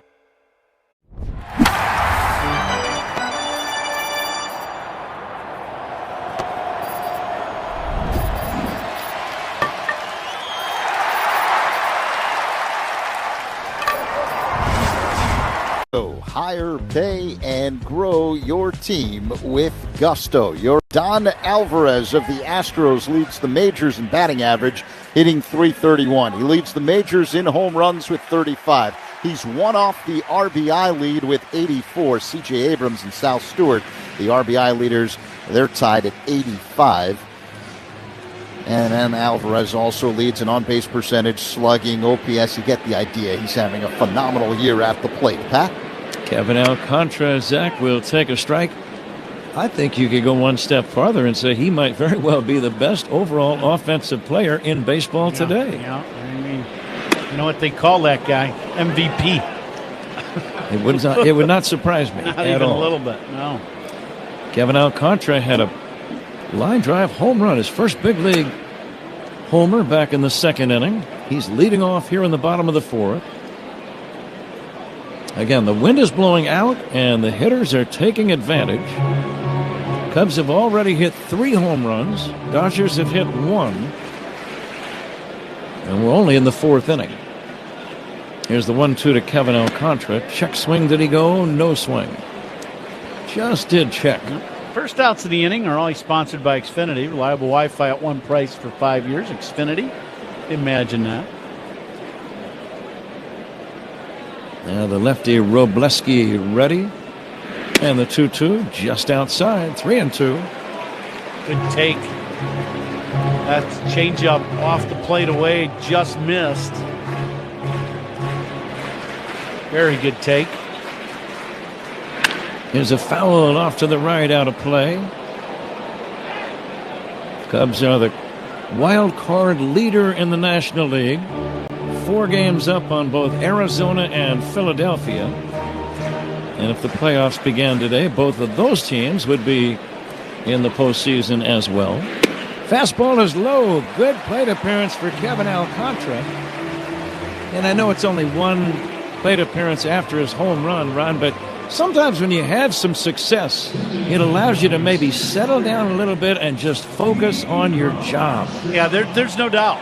You know, you blast one like that in a setting like we're in right now, it's absolutely, your confidence is soaring right now if you're Alcantara. Pete Crow Armstrong takes high. Cubs on top 6-4, inning number 4. Did you want to make an attendance guess? I sure can. We need to play the attendance game here soon. I will say 40,300. I'm going to go 40,400 and let's say 40404. That's a full house. Here's a swing and a foul by Pete Crow Armstrong. Do I get extra bonus points in the game for having a full house guess? Only if you push all your chips in. You got to go all in first. I'm going to do that then. I'm going to go 40,500. How about that? Wow. Here's the 1-2. Popped up foul and out of play. You must not play poker because that's not a full house. That's 3 of a kind you got there. 40404. Wouldn't that be 3 of one kind and 2 of another? Yeah, and, you know. I'm just trying to win the attendance game. Yeah. Stay away from the casino, Z. I know that's an issue with him. I know, right? Circa won't be calling you about playing poker at their place anytime soon. You'll save a lot of money, though, I'll tell you that. Pete Crow Armstrong, Rod, he's a native of Southern California. He's well aware that this game is being televised back to his home area. You know he wants to have a big series. He always wants to have a big series, but just a little extra. Yeah, there's no doubt. Against the Dodgers. Paulie, you got a guess? He's going 40,222. And now the 2-2. Fly ball to center, pretty well hit. Back goes Pages, backpedaling now near the track, makes the catch. The ball really carried. Alcantara has to run back to first. He took such a nice, easy swing and still hit that ball about 390 feet. Yeah, that pitch fooled him just a little breaking ball away. Put the barrel on it. His at-bats against left-handed pitching, boy, has gotten so much better. I mean, it just gets better and better and better. Suzuki will take one low and outside. I was listening to his interview the other day after the national game. I think it might have been Saturday night. He was talking about the work he is doing. Pop up right side off the bat of Suzuki. Freeman over near the Cubs dugout with room makes the catch. Out number 2. But he was talking about the work he was doing with John Maley to try to tighten up his zone. And I just think the work that they have put in together, and I watched it early in spring training to now, it has been impressive. His maturing at home plate and understanding the strike zone and what he can do, very good.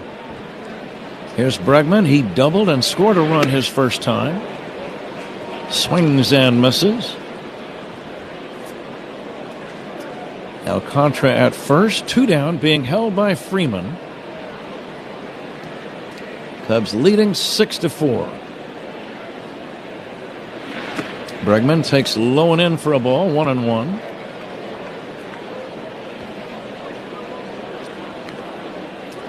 Dodgers 26 games above 500.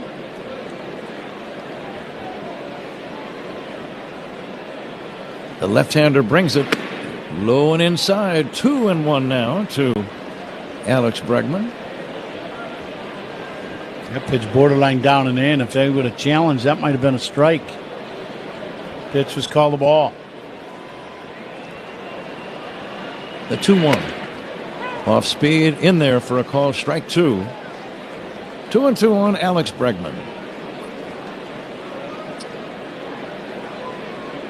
Bregman batting for the third time in 4 innings.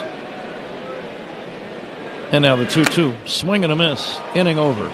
Zach will join Ron in a moment at the end of 4. Cubs 6, Dodgers 4 on the score and the Northwestern Medicine Cubs Radio Network. You've got to be very careful where you're going because you might not get there. But how exactly can you go from a yogi to a king to perfectos, the old professor, and pine tar? Find out on Hall of Fame Connections.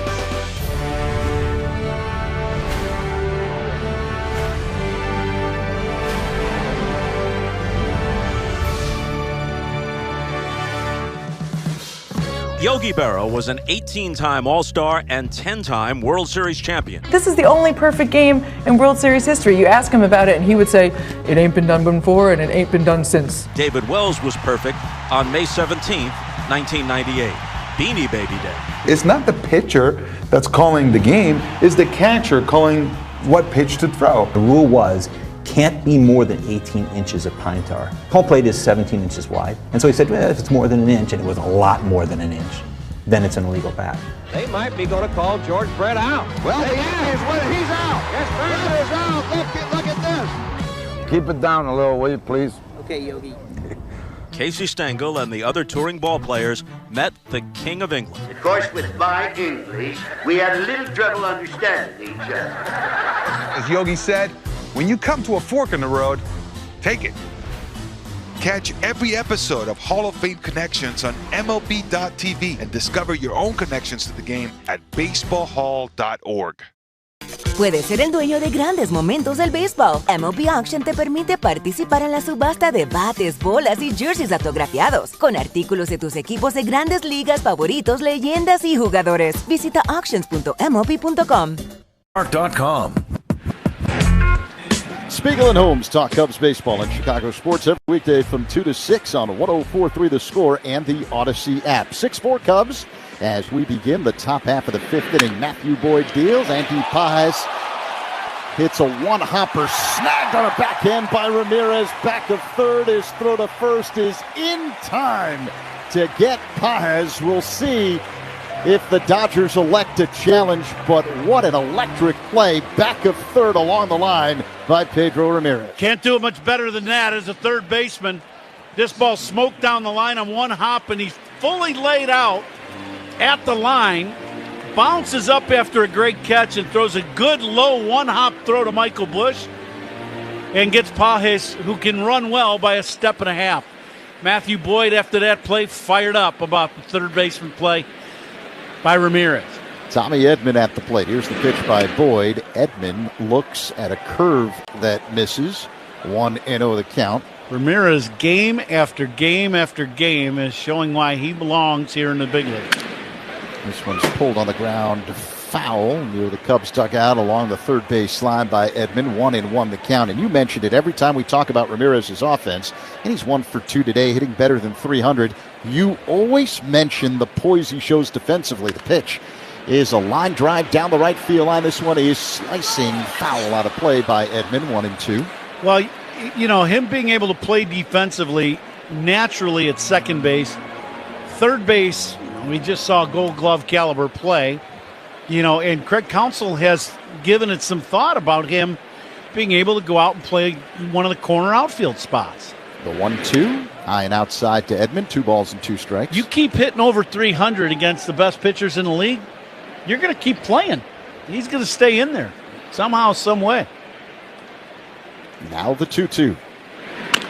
Edman chops it foul off to the left. Cubs have hit 3 2-run home runs in this game. Seiya Suzuki with 1 in the first. Kevin Alcantara with 1 in the second. Carson Kelly with 1 in the third. 6-4 Cubs with 1 down here in the top of the 5th. The 2-2 to Edman. High and outside. Full count. Like Matthew tried to overthrow that last one a little bit. Kind of fell off the mound towards the Cubs dugout. The arm never did catch up to that one. Edman blasted a 3-run home run in the first for the Dodgers. Here's the payoff pitch. Swing and a miss. Strike 3. As Boyd fools Edman with a changeup, 2 away. Excellent pitch by Matthew after the fastball away. Then he goes changeup. Great location. Edman couldn't catch up to this one as he tries to wait for it, but he's just underneath. Great pitch. Strikeouts by Cubs pitchers are brought to you by your Chicago and Northwest Indiana Hyundai dealers. 2 down. Here's Freddie Freeman, left-handed batter, against the left-hander Matthew Boyd, who rocks back, high leg kick and pitch. And Freeman hits a one-hopper up the middle, sliding stop to his left by Swanson. Throw to first in time to get Freeman. Some flashy leather by the Cubs in the top of the 5th. Dodgers go down in order. Middle 5, Cubs 6, LA 4 on the score. And the Northwestern Medicine Cubs Radio Network. Hey, Cubs fans. The MLB app. Yeah, it's got game. This game. These games. All the games. Pre-game, post-game, and everything in between. This is baseball your way. With real-time stats, scores, breaking news, and custom content that hits every time. Because you choose the teams and pick the players you want to follow. So when they catch it on the field, you catch it on the app. The people are welcoming, they're loving, they're caring. So if you're looking for a familial feel, definitely Asheville. It's Asheville. That's all you got to say. Yeah. They're excited to be back and back on their feet, so it's been awesome to see the rebuild. Winning or losing, like everybody's there having a good time rooting us on, so I've always enjoyed that the whole year. You play here at the tourist park and you feel like you're back in the old days playing real baseball. Nestled right into the mountains there. That's right on a cliff.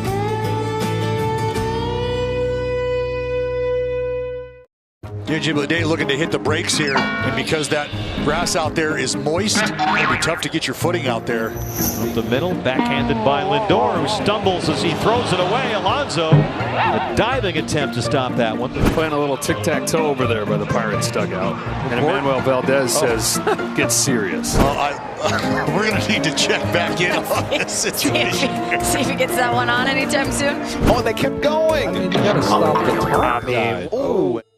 Puedes ser el dueño de grandes momentos del béisbol. MLB Auction te permite participar en la subasta de bates, bolas y jerseys autografiados, con artículos de tus equipos de grandes ligas favoritos, leyendas y jugadores. Visita auctions.mlb.com.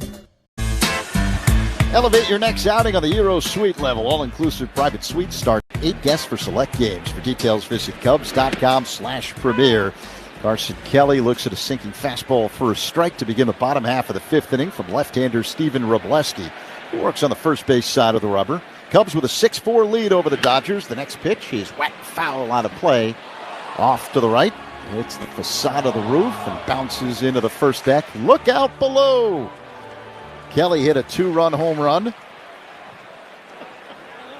His last time up in the 3rd. I'm just trying to help the fans out there. I understand, yeah. It's very nice of you. I've been there. It's not fun to get conked on the head.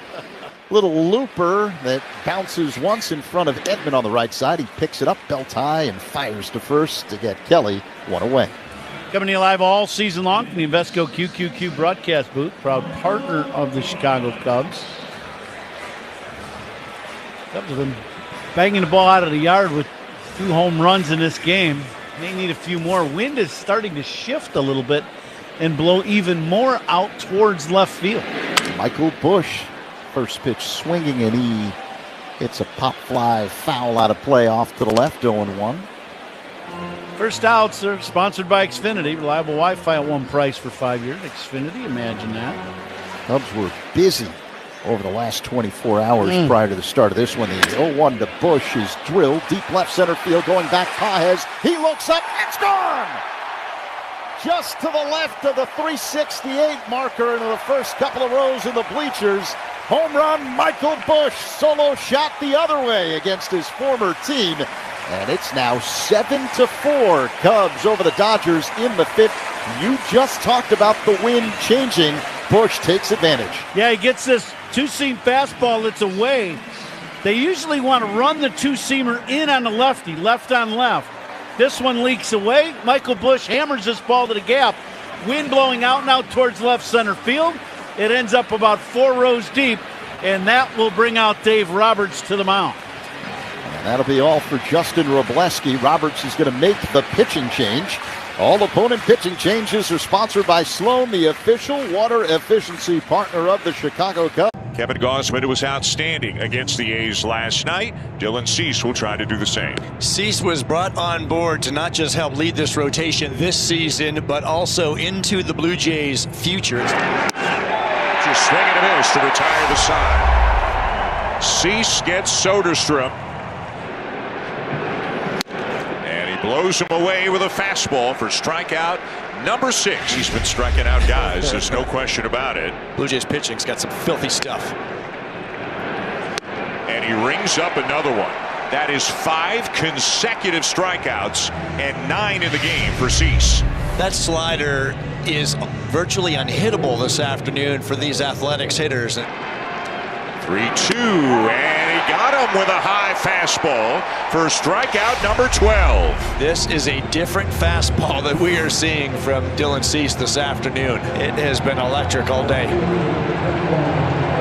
Puedes ser el dueño de grandes momentos del béisbol. MLB Auction te permite participar en la subasta de bates, bolas y jerseys autografiados, con artículos de tus equipos de grandes ligas favoritos, leyendas y jugadores. Visita auctions.mlb.com.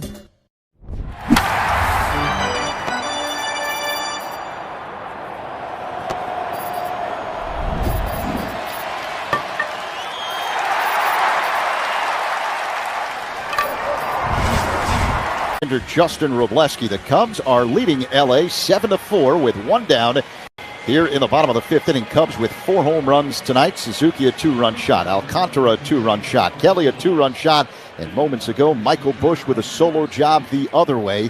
7-4 Cubs as Nico Horner will dig in 0-for-1 with a walk. Cubs busy over the last 24 hours making a whole bunch of deals and acquiring some veteran help, especially on the pitching side. Kevin Gausman, Clay Holmes, Ryan Zefferjohn. Right-handers coming the Cubs' way as Nico Horner waits. Enriquez having some difficulty with the PitchCom device, so time called. Cubs also acquired a left-hander from Miami by the name of Braxton Garrett, but he's been sent down to Iowa. And in that deal with the Mets in which they got Clay Holmes, Cubs also got outfielder Tyrone Taylor, who can play all the positions in the outfield. Good speed, a little bit of power. Greg Counsell familiar with him from their days in Milwaukee together. Yeah, but I would say when you start looking at the trade deadline, and there wasn't much happening at all coming into today for a lot of teams, not just the Cubs, Yankees. I mean, there were a lot of teams that were expected to make a big splash and hadn't done much yet. Because really, it takes 2 teams to do this thing. It's not just one. But the Cubs making a big splash, and it really worked out. Time called again. The PitchCom device continues to be an issue, so the home plate umpire, Chris Siegel, is asking one of the Dodgers ball boys to run out with a new PitchCom device for the pitcher, Enriquez. But, I mean, at the end of the day, the Cubs made a big splash. They needed, with all the injuries they've had on the mound this year, they needed to make a splash at this deadline, and they did. They absolutely. Cubs are 63-49. They are definitely a team that is looking to do stuff in the in October and play deep in October. But you had to solidify your roster and solidify the rotation and the bullpen, and I thought they did a very nice job of bringing in some veteran and some big arms to help come October. Horner swings and misses at a slider from Enriquez. Count is 0-1. 7-4 Cubs with 1 down here in the bottom of the 5th inning. 0-1 the count on Horner. Gausman with big-time experience. He was outstanding last year in the playoffs. Here's the 0-1. Man, this is swung on and missed. Another slider. Horner in the hole 0-2. Yeah, you think about what Gausman did against these guys, the LA Dodgers in the World Series. Well, and his pitching works in playoff baseball. The back and forth fastball split. The 0-2. Horner swings and misses. Strike 3. Got him with a slider. 2 away. Nico thought he fouled that ball off. Thought it hit the ground is what he's saying. He's going to ask Chris Siegel. And Nico's going to lose that argument, and he's just going to head back. Wasn't really an argument. It was a discussion. Nico will be out.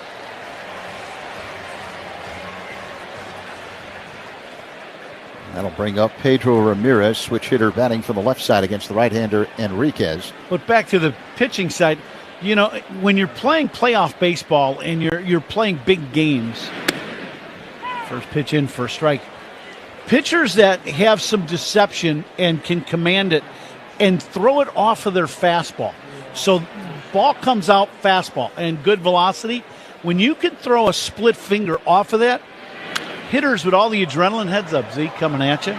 Just did pretty good, right not jumping out of the way of that one. That was pretty good. I was riveted by the baseball discussion. But I mean, in reality, when you're throwing a fastball and then you go to the split, everything looks fastball, and you're so fired up playing in the playoffs that, you know, that combination is a very good one. 0-2 the count on Ramirez. 2 away here in the fifth. Cubs up 7-4. The next pitch is low. Check swing. Did he go on appeal? No, says Brian O'Nora, the umpire at third. So 1-2 the count on Ramirez. So that's Gausman. Clay Holmes, a lot of success both as a reliever, a closer with the Yankees, and as a starter with the Mets. Broke his leg earlier in the year. He's been on rehab assignments with New York. Here comes the 1-2. Swing and a miss, strike 3. And that ends the fifth inning. But Michael Busch adds another run for the Cubs with a solo shot the other way. 7-4 Cubs over the Dodgers after 5. On the score, the Northwestern Medicine Cubs Radio Network. Great Cubs guests all. Got to get yourself ready. Yes, there are hugs, and then there's that. Now, what is that?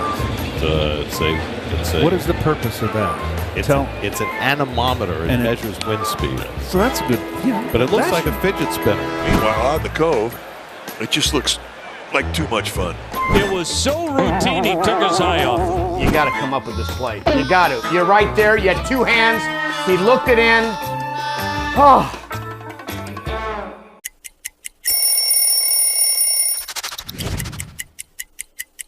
You know, in Boston, every now and then, you'll do those throwback days where you bring out the big baggy jerseys, and the baggier, the better. When I broke into the league, everybody was wearing really baggy pants, and then as the years go along, I started wearing these skinny, mini, tight pants that looked like they were painted on. So by the time I was with Boston, I really wanted to wear the baggier, the better. We just wanted to be flying around in the outfield there, having a good time.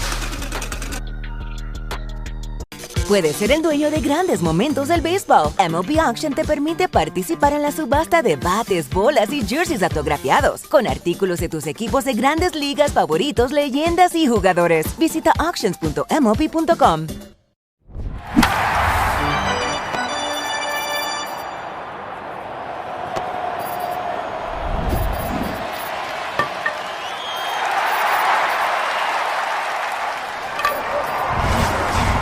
Download your new bookie today at circasports.com. Dear summer, spend more time on the road and less coin at the pump with Toyota's fuel-efficient lineup. Toyota, let's go places.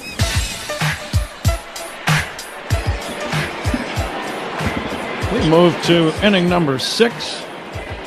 Cubs on top 7-4. Cubs with 4 home runs in this game. Matthew Boyd out to work the 6th inning. First pitch to Mookie Betts, a curveball floats outside, ball 1.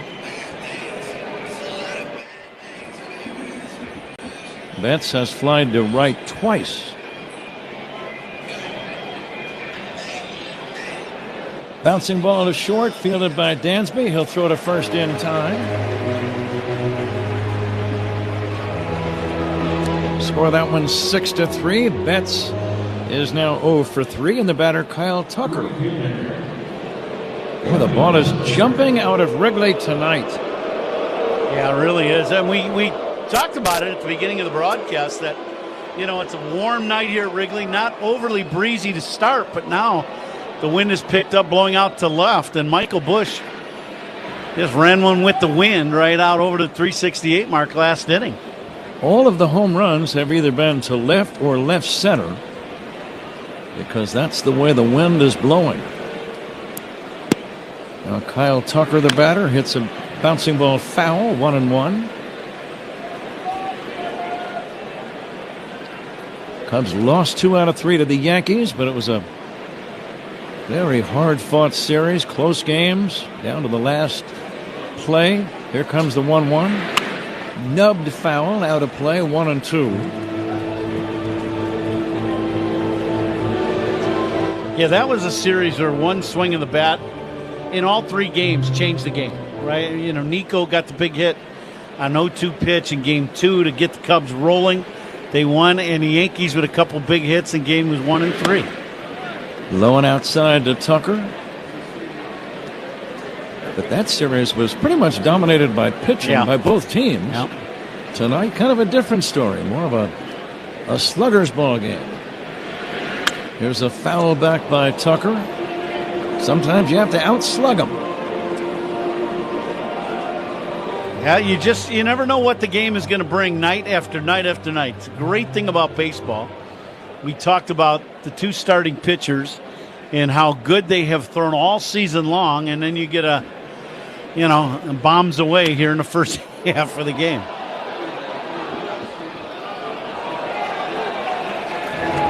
Very hard game to predict. Yeah. Or even anticipate. Sometimes, Ron, you head to the park and you know who's pitching and you know who's been hitting and who might be banged up, and you try to imagine what kind of a game it'll be. It never works out exactly the way you think. Yeah. The 2-2 drilled to deep right. Back is Suzuki near the wall. That's off the fence. He just missed a home run. The throw to second base. He's going to be out. What a play by Suzuki. Tucker trying to stretch. Suzuki cuts him down. What a throw. Boy, this ball is just smoked off the right field wall on a fly. And it just misses the well area going back. Suzuki plays it perfectly off the ivy. One hop and throws a one-hop strike to second base to Dansby, who puts the tag on Tucker, and they get him at second base. That is a big league play by Suzuki. It's a single, and he's out trying to stretch it into a double. 9-6 on the putout. That's one of the best defensive plays we've ever seen Suzuki make. Yeah, that's a big league play. There's no doubt about that. That's about as good as it gets. Let's see what's on tap here in the 6th inning, sponsored by Yuengling Flight, the next generation of light beer. How about that? That play will make some people want to drink some Yuengling Flight, that's for sure. Fastball is in for a strike to Teoscar Hernandez. Crowd still kind of buzzing. We're going to challenge this ball strike call. Ball strike challenge sponsored by Northwestern Medicine. I love the games where the crowd begins to play a role. Yeah. And just by their enthusiasm and their noise and their support, they become part of the game. They really do. Here comes the 2-0 pitch to Hernandez. It's hit foul off to the right, out of play. Yeah, and the Wrigley Field, I mean, Dodger Stadium, too. When you get 56,000 in Dodger Stadium and they start bombing balls, that place can get awfully loud, just like here in Wrigley. 2-1 pitch, high drive, deep left field. This is going to be a long home run. All the way on to Waveland Avenue. Teoscar Hernandez got all of that one. It is now 7-5, and the defensive play by Suzuki looks a little more significant. Now that was a long home run. That ball went out of the ballpark about halfway up the video scoreboard and left, and he didn't miss this one. Dodgers with their second home run. The Cubs have hit 4 in the game.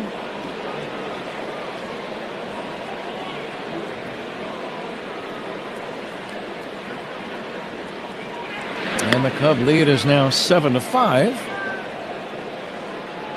As Enrique Hernandez takes a ball down low. And he's going to challenge this one. Ball strike challenge, sponsored by Northwestern Medicine. It's an inside, I think, breaking ball. Strike. Good challenge by Carson Kelly.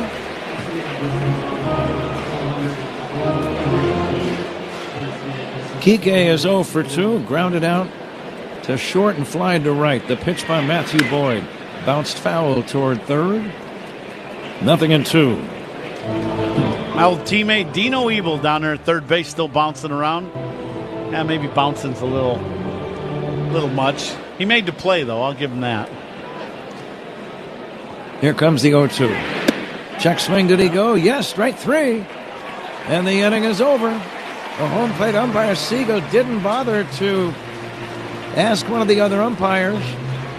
He just called it himself. It's a strikeout. It ends the inning. Dodgers get a run on the home run by Teoscar Hernandez.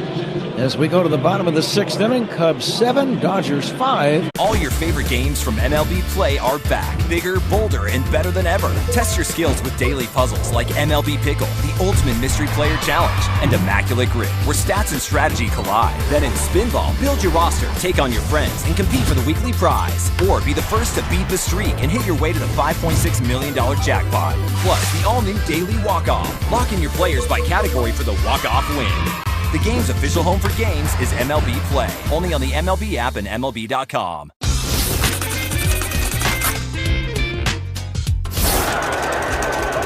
Stottlemyre still wants somebody. There's Randy Johnson, the big unit. He towers over everybody. Randy's got to change his cap. Oh, jeez. There you go. That looks better. Get that D-backs hat on, Randy.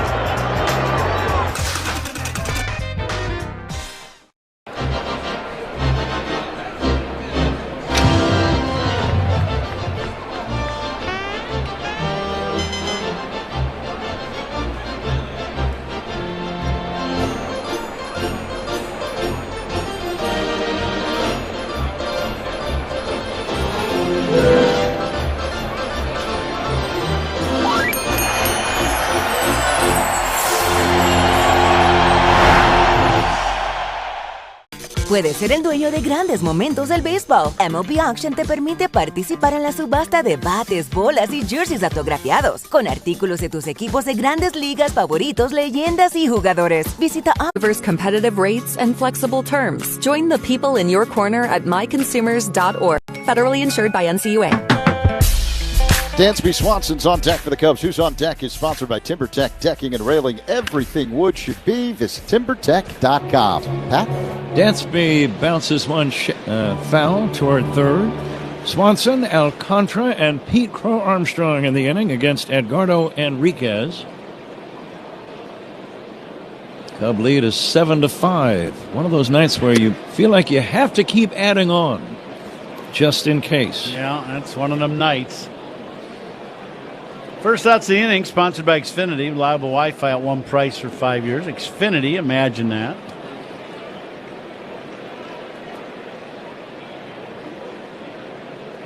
There have been 6 home runs in the game. Here comes the 0-2 pitch to Dansby. Curveball is down low from Enriquez.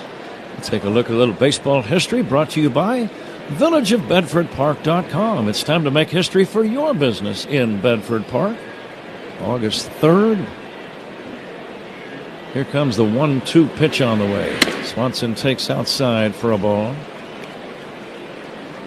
Let's see where the legendary Satchel Paige made his first major league start on this date in 1948 with Cleveland.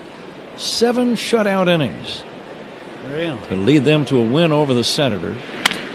Looper into right center field. That's going to be a base hit. Over to pick it up is Tucker. Dansby takes a big turn and holds on. Dansby is a very aggressive and alert base runner. And he toyed with the idea of going for 2, but made, I think, the right choice in holding it first. Yeah, that's good swing, too, by Dansby. Let that fastball get in on him just a little. Inside outs this ball to right center. And he goes about 40% of the way to second base before he slams on the brakes. Nothing wrong with that, making a good, aggressive turn, like you're saying, Patrick. Former Cub pitcher Mark Pryor, the pitching coach for the Dodgers, out to see about Enriquez. But Satchel Paige, I wrote down a quote that I always found amusing and interesting that he made. Satchel Paige once said, "How old would you be if you didn't know how old you are?" Wow, there you go. Well, he lived it because he didn't get to the big leagues, because of the issues, social issues, and not allowing African-American players in our league till he was in his 40s, right? Wasn't he 40 plus before he pitched in the big leagues? He didn't know how old he was, Ron. There you go. I love it. I'm going to go back. I'm 22 then, Patrick. Ian Happ is going to bat for the Cubs. He'll bat for Kevin Alcantara and probably stay in the game defensively and left. Almost assuredly he will. Alcantara, though, with a big game. His first Major League home run back in the second inning. Now the big right-hander for the Dodgers, Enriquez. Working to Happ, a throw to first. Diving back in is Swanson. It's kind of funny, right? You're Alcantara. You called up today from Iowa.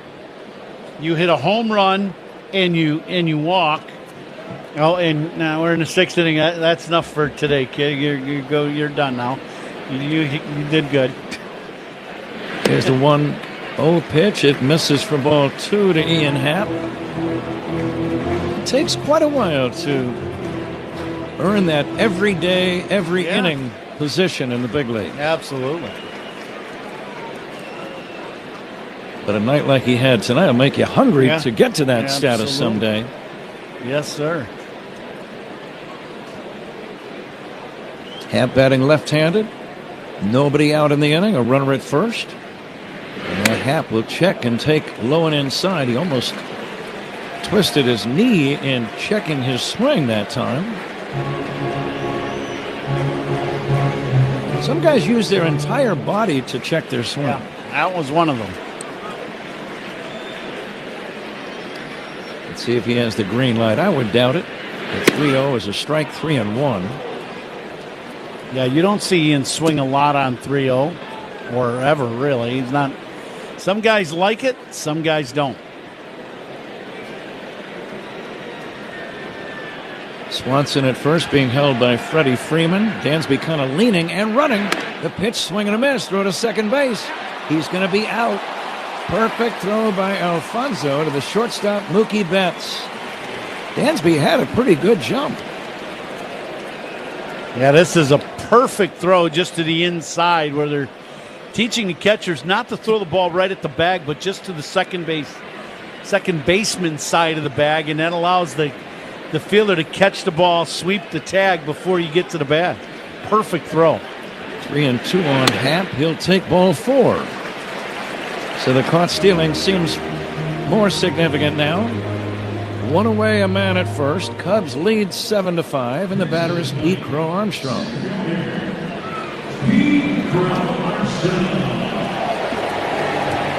Pete with a single, a strikeout, and a flyout.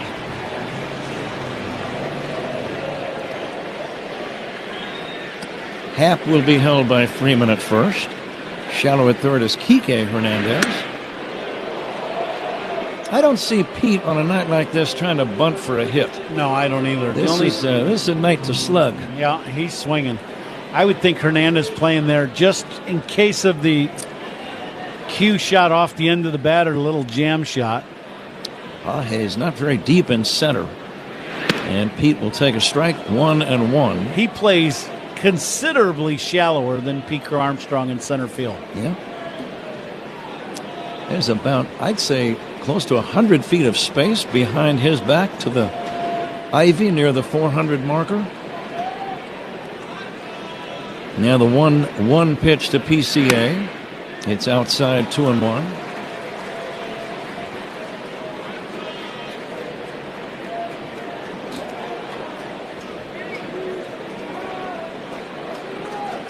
Cubs have scored in 4 of the 6 innings in tonight's game. Pete takes way inside. Now it's 3-1. Now he might get something to hammer. Now Hernandez throws extremely hard. He's up around that 100-mile-an-hour mark.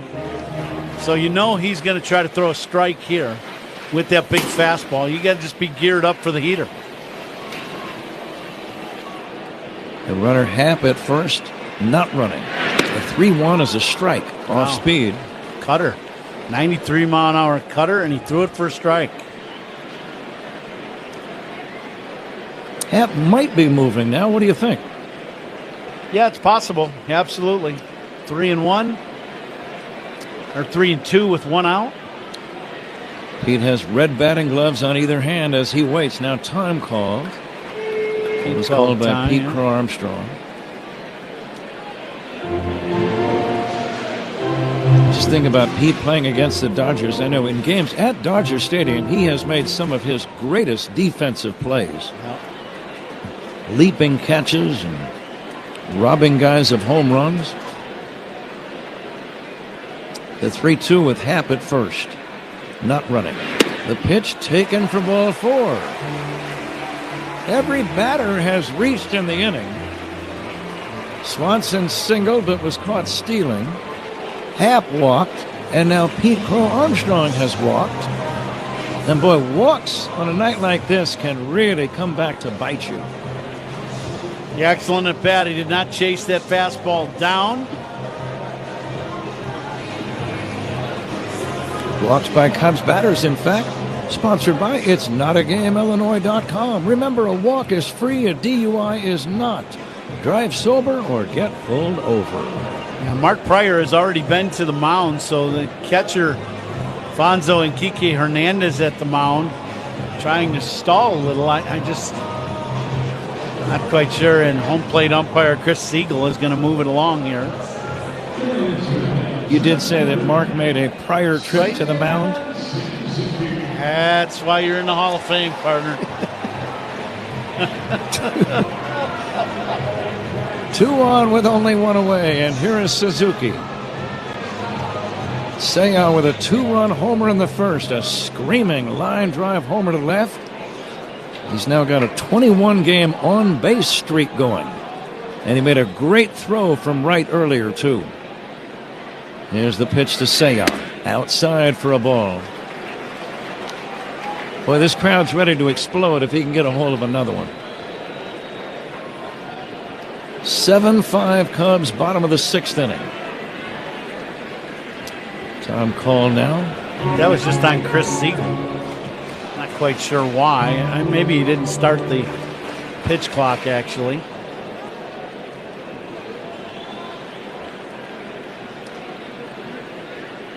Here comes the 1-0 to Seiya. He'll take outside. Now 2-0. This could be the pitch. You wouldn't think he'd want to go to 3-0, so he might make this a very hittable delivery. Hernandez on 3-1 through Pete Crow Armstrong and Cutter.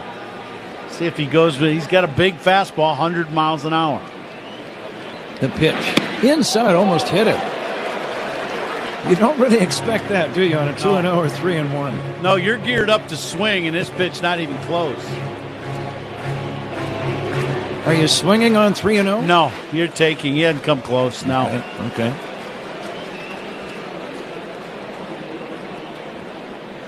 Runners take their short leads. And now the 3-0 pitch on the way to Seiya is a strike, and he was taking. Now he'll be ready to swing. That's just the high fastball right at the top of the zone. Pretty good movement. Happ away from second, PCA at first. The 3-1. Swing and a miss. Yeah, he was trying to launch. Yeah, he was trying to hit that one down Kenmore. That was a big swing of the bat.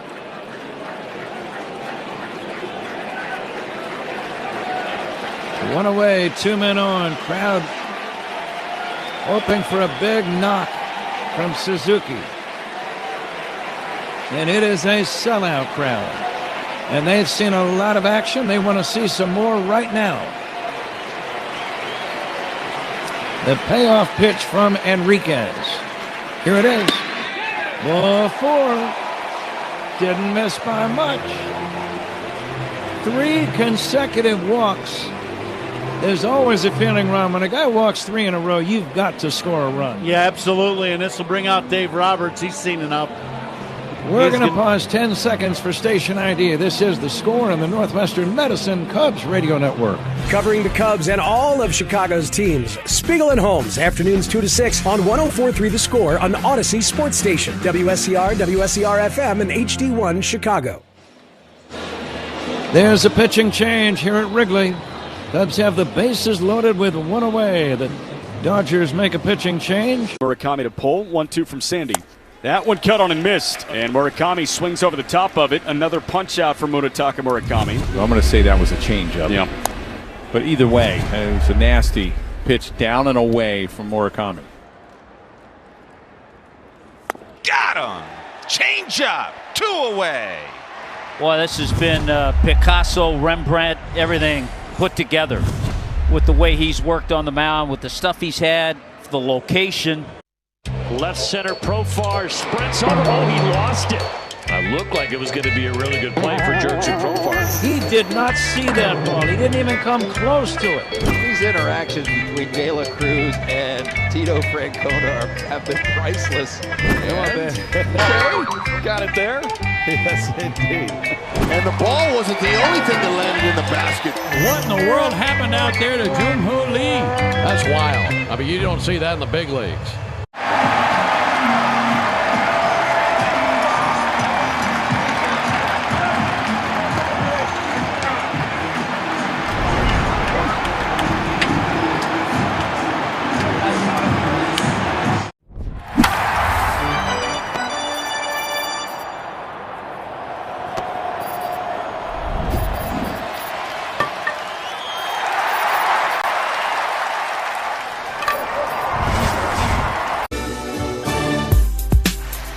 The Out-of-Town Scoreboard is sponsored by Club Citgo. Download the Club Citgo app. Save 23 cents per gallon on your first fill-up. Pirates leading the Brewers 4-3. Bottom of the 8th inning in Milwaukee, Spencer Horwitz with a bases-clearing double. Meantime, the Yankees have rallied. They now lead the Cardinals 7-6 in the top half of the 8th inning. Luis Garcia Jr., his first home run with the Bronx Bombers. Pat? Zach, thank you. Left-hander Tanner Scott is the new man on the mound. Alex Bregman batting, bases loaded, 1 away, 6th inning. First pitch swung on and missed. The Cubs lead 7-5. This could be a big moment in this game right now. Happ at third, PCA at second, Suzuki at first. Bregman swings and misses. A vanishing slider, low and in. Yeah, he's thrown 2 in a row to Bregman, down and in. That last one almost hit him in the back foot. Tanner Scott, the left-hander. Runners take their leads. Scott working out of the stretch. Bregman 1 for 3 with a double. Here's the pitch. Swing and a miss, strike 3. A breaking ball down low. Bregman chased it, and down he goes. And just like that, there are 2 outs, and it's up to Carson Kelly. Well, if you're Kelly now, you go into this at bat and you go, well, we know what Scott wants to do. He's trying to throw that slider down and in. So you may want to look to catch this ball a little farther out in front and open up a little bit and look to pull this ball. Kelly takes a strike. Inside corner. Kelly had a long home run, one of his longest. Yeah. In the 3rd inning with a man on. Cubs leading 7-5, which tonight is not a real secure lead. The 0-1. Hit in the air to right, slicing foul and out of play. Carson's cleanup hitter tonight. Cleanup hitters are sponsored by Chicagoland's appliance leader, Grand Appliance. Get your all-star Frigidaire kitchen today at grandappliance.com. So Kelly chatting quickly with Chris Siegel, the home plate umpire. Probably asking him about the pitch he just swung at. Was that a strike? Right. Yep. I got to believe he's going to see the slider now. That down and in slider that he threw to Bregman. Here it comes. There is the slider, low and in, Ron. The exact pitch you mentioned. Another probably. He went. Yeah, he's gonna try to get Kelly out with the slider down and in. That's his premier pitch to the righties. He's thrown one two-seamer away to Kelly hit in the right field bleachers foul, but he's got to come back down and in, I would believe. The 1-2. There it was. Slider, check swing, no swing. 2-2. Now what? I wouldn't look for anything but. The key to hitting this pitch is making sure that it starts out outer half and comes back to the inner half. If it starts out inner half for a strike, it's going to be down at your back foot. The 2-2 hit foul out of play. And that's the one to hit. That one started out away and came back to the middle. And Kelly just missed it. He put a pretty good swing on it and just fouled it back. The wind has been blowing out all night to left field. And that's where the majority of the 6 home runs have gone. Bases loaded, 2 down. The 2-2 pitch from Scott. Low and inside, another slider. He laid off. And now we've gone about as far as we can go. And the crowd is standing at Wrigley Field. And it's a sellout.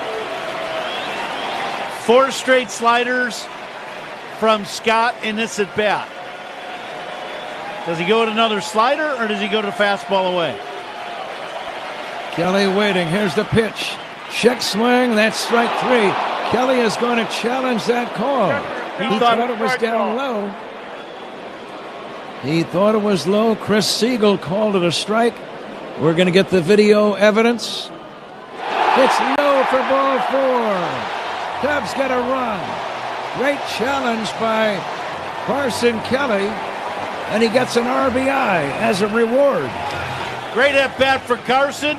Fouls off some good pitches, put a good swing on one to spoil a pitch, and took the last slider down. Ball strike challenge sponsored by Northwestern Medicine. Great at bat for Carson Kelly. Cubs lead 8-5. Michael Busch, the batter. And he hits a ground ball right side. Base hit. 1 run is in. Here comes another run. The throw goes to third, and it's a wild throw. Everybody is safe. Runners end up at second and third. 2-run score. Cubs lead 10-5. Listen to this crowd. I don't think you could put another person in Wrigley Field tonight. And the Cubs offense has come alive and brought the crowd alive all game long. Kelly safe at third. Both Pete Crow Armstrong and Suzuki score on the play. Cubs with their biggest lead of the night, 10-5. And here's Nico Horner, swinging and missing. Michael Busch having a night against this old ball club we were talking. Second hit, a homer, and now a single to knock in 2 more. He's got 3 ribbies on a night. And 63 for the year. Boy, the Cubs would love to see him heat up like he did last year around this time. And the 0-1 to Nico. And he'll take a strike. There is actually a scoring change. It's a base hit and an error on the throw from Tucker, allowing the runners to get to second and third. Yeah, it was a bad play by Hernandez at third base. I mean, Tucker gets the error, but that should not be the case. Nico strikes out swinging, but the Cubs score 3 and get a standing ovation. We go to the 7th inning. Cubs 10, Dodgers. Here we are, Arlington, Texas. This is the Graham Slam Burger. So 2 patties, brisket, caramelized onion, American cheese, ranch aioli or ranch mayo, if you will. Oh yeah, we're in Texas. Yeah. It's something that you definitely want to take a picture of and just put on the gram. I took a bite of it, but it still looks dope. It's a burger that looks great, but also delicious.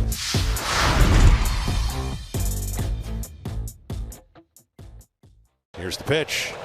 Swing a long drive, right field toward the corner. This one headed toward the chop house. It is long, long gone on the roof of the chop house. A tape measure home run for Luis Garcia Jr.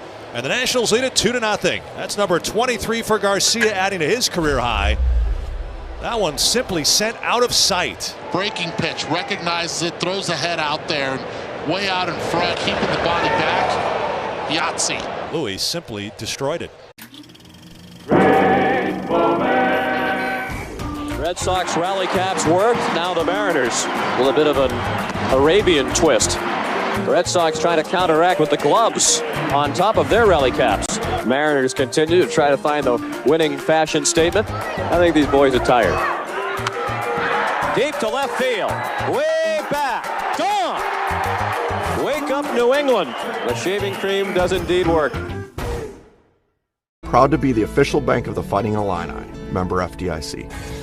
Rear-ended? That's wrong. Hurt in a fall? That's wrong. Call D&W, Chicago's Injury Law Group. Call the 8s, 312-888-8888. The Dodgers' error in the 6th inning is a reminder that errors by the opponent are sponsored by North Shore, the MVP of adult diapers. For even the heaviest control problems, visit northshore.com. Pat? Very well read, Zach. As we go to inning number 7. Eliezer Alfonso, number 9, hitting right-handed batting catcher against Matthew Boyd. Matthew's still in the game, and it's not an easy night to pitch at all at Wrigley. This is one of the hardest nights all year, in fact, we've had. And for him to even be on the mound in the 7th is pretty impressive. Here comes the 1-1 to Alfonso. Curve hit in the air, left field on the run. Ian Happ makes the catch. Ian over toward left center, grabbing it. Ian stayed in the game after pinch hitting for Alcantara. One away, 7th inning. Cubs lead 10-5. And this is exactly what Craig Counsell wanted tonight from Matthew Boyd. This is a tough stretch. You've got some roster moves with all the trades being made. You would love to have, Boyd, you at the start of the game, I'm speaking, to go deep into this game. And now with him pitching into the 7th is everything Counts wanted.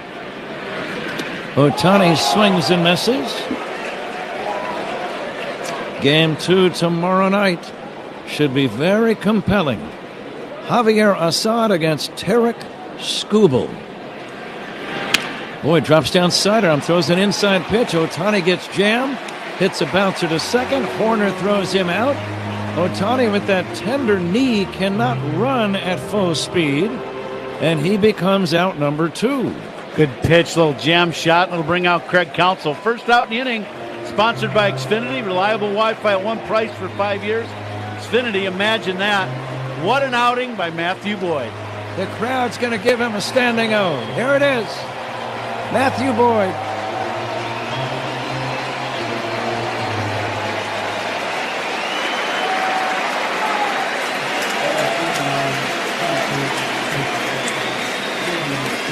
Very popular among his teammates.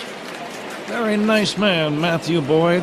All your favorite games from MLB Play are back, bigger, bolder, and better than ever. Test your skills with daily puzzles like MLB Pickle, the Ultimate Mystery Player Challenge, and Immaculate Grid, where stats and strategy collide. Then in Spinball, build your roster, take on your friends, and compete for the weekly prize. Or be the first to beat the streak and hit your way to the $5.6 million jackpot. Plus, the all-new Daily Walk-Off. Lock in your players by category for the walk-off win.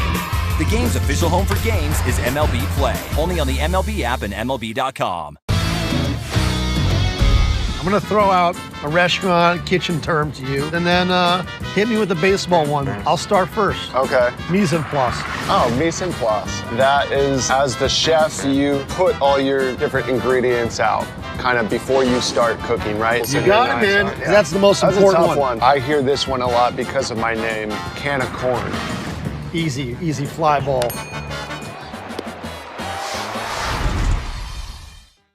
Puedes ser el dueño de grandes momentos del béisbol. MLB Auction te permite participar en la subasta de bates, bolas y jerseys autografiados, con artículos de tus equipos de grandes ligas favoritos, leyendas y jugadores. Visita auctions.mlb.com.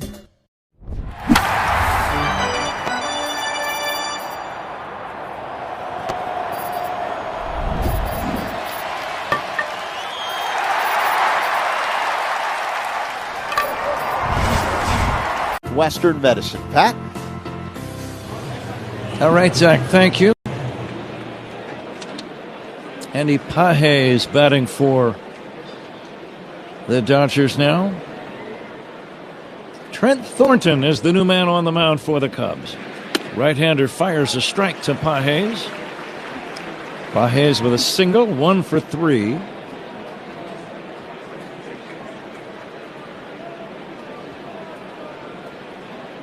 Right-hander to right-hander. Thornton's pitch. Down low for a ball.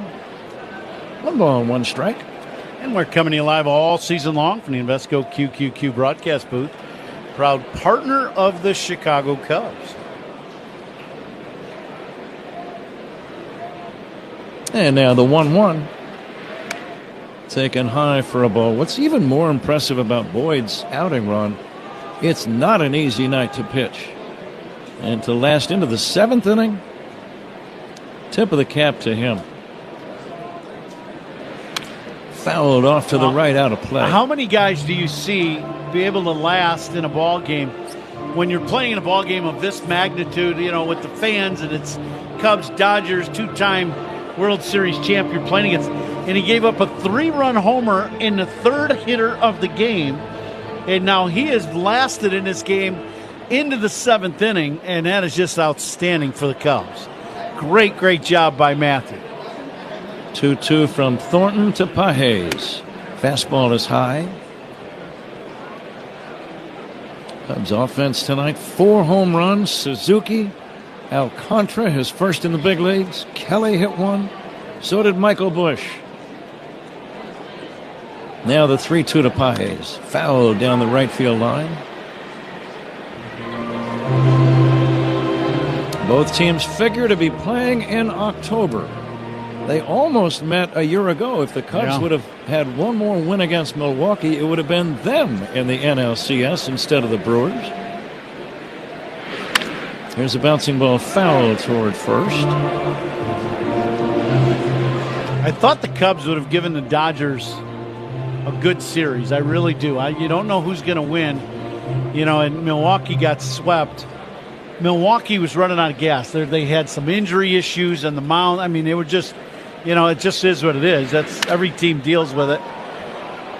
Fouled away by Pages. And a lot of times that's what happens in the playoffs. It's who could be the healthiest team come playoff time is, you know, not always the favorite, but boy, if you're real healthy, you really got a good chance. Here's a pitch popped up. Should be an easy play. Right side of the infield. Michael Busch dancing underneath it. Makes the catch. No runs for the Dodgers. We go to the bottom of the 7th inning. Cubs 10, Dodgers 5.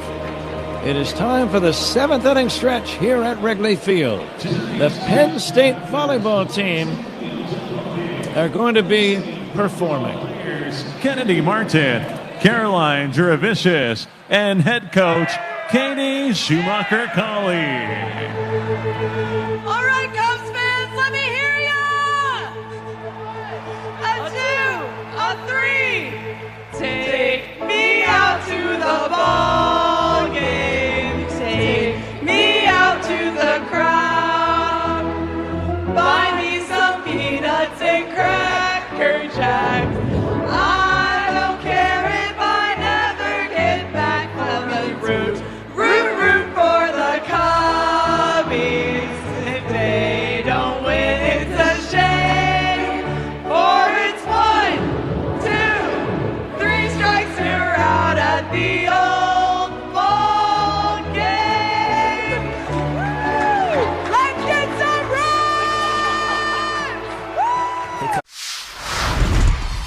Here we are, Arlington, Texas. This is the Graham Slam Burger. So 2 patties, brisket, caramelized onion, American cheese, ranch aioli, or ranch mayo, if you will. Oh yeah, we're in Texas. Yeah. It's something that you definitely want to take a picture of and just put on the gram. I took a bite of it, but it still looks dope. It's a burger that looks great, but also delicious.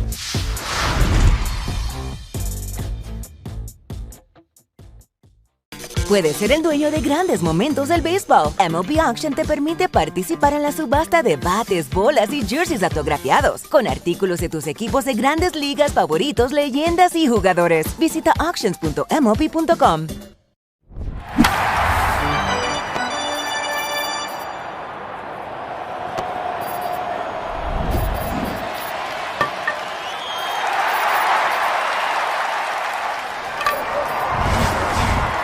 Cubs on top, leading and batting now in the bottom of the 7th inning. And the first pitch by Hernandez, the new right-hander, is going to be in there for a strike.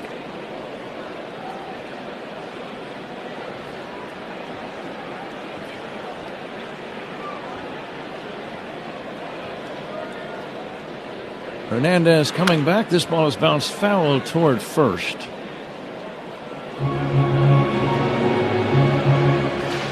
I do not have a bullpen man by the name of Hernandez.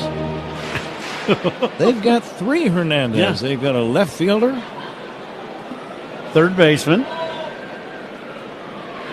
swing and a miss. And that's going to be out number 1. Pedro Ramirez strikes out on a sharp breaking ball, and the batter now is Dansby Swanson.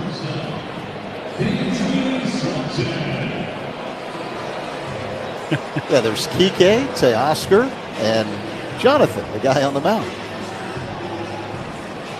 So if you throw out the name Hernandez, you got a pretty good shot of getting it right. Mm-hmm. Kind of like Parker.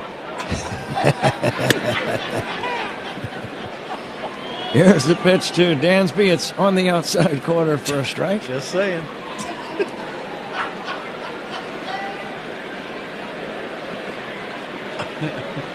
Dansby has walked and singled in this game. He'll take a strike.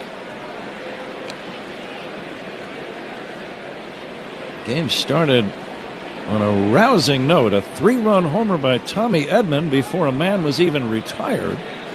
And then Seiya Suzuki hit a 2-run homer before a Cub batter was retired in the bottom of the first. Kevin Alcantara had a 2-run homer. Carson Kelly a 2-run blast. Michael Busch a solo. Ground ball up the middle, base hit to center. Swanson with a leadoff single. Make it a 1-out single. Dansby at first, 1 away. And the batter is Ian Happ. 7th inning stretch tonight was sponsored by Volvo XC90. Room for everyone, ready for wherever the road will take you.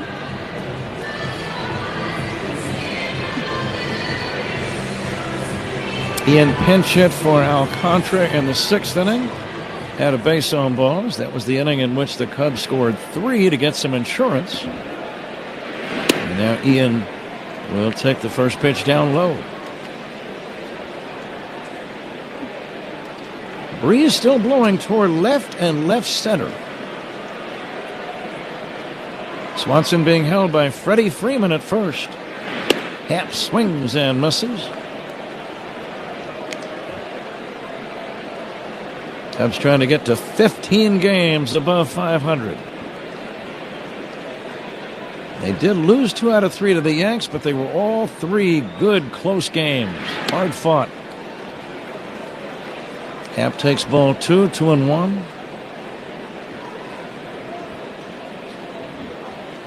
Dodgers 2-time defending world champions providing the opposition now. Here's the 2-1. Happ takes a strike. You know, when we play the Dodgers, you always get the stars coming out. Bob Odenkirk here tonight. Michael Phelps, the Olympic swimmer. The #1 decorated swimmer of all time. Great Olympic. Oh, my, right? And then one of your buddies, Jeff Garland. Jeff Garland is here? Yeah, oh yeah, he's down there. Yeah, he was yelling at you from down there. Haven't seen him in a while. Well, you will now if you say that. Yes, I did. I've seen him several times. 3-2 on Ian Happ. Short lead by Dansby at first. And the pitch to Happ, swinging a foul at the plate. Jeff, very, very talented, funny man. He's done some stand-up comedy. Oh, he's great. Yeah. Curb Your Enthusiasm. Yeah. I think he did some writing and performing on that show. Yeah. He's always good for a laugh, and he loves the Cubs. Same thing with Odenkirk. Bobby, he's a big Cub fan. He was just here about maybe a month ago, singing the 7th inning stretch. Happ fouls it away. It sounded like it broke a window about 2 booths over. Everyone okay over there? Either that or it hit someone in the glove, and it's not very good. Clank. 3-2 pitch to Happ. Called strike 3, and he's out number 1. Make it out number 2. Second out in the inning. Swanson still at first, and the batter is Pete Crow Armstrong. It's one of those nights, the buzz is just present the whole night long. Yeah, I would agree. Even when there's not much happening on the field, there's noise. I'm going to say, I think, I don't know what the attendance is tonight, but just to your point, I think tonight's the biggest crowd we've had all year, looking around. And extremely enthusiastic. Yeah, I would agree. Crow Armstrong, the batter. Pete takes outside. I will. I'll be shocked tonight as I look around the ballpark if this isn't the biggest crowd we've had all season. Beautiful night here in Chicago at Wrigley. Perfect night to come to a game, and boy, the game certainly didn't disappoint. Pete lines it foul down the right field side. It was 75 degrees at game time. Still feels about 70, 72. Beautiful summer night. 72. These are the nights you dream about in January and February. The 1-1 drilled foul deep to right. Well back out of play, up onto the rooftop. See if it comes rolling back down. That one's headed towards the lake.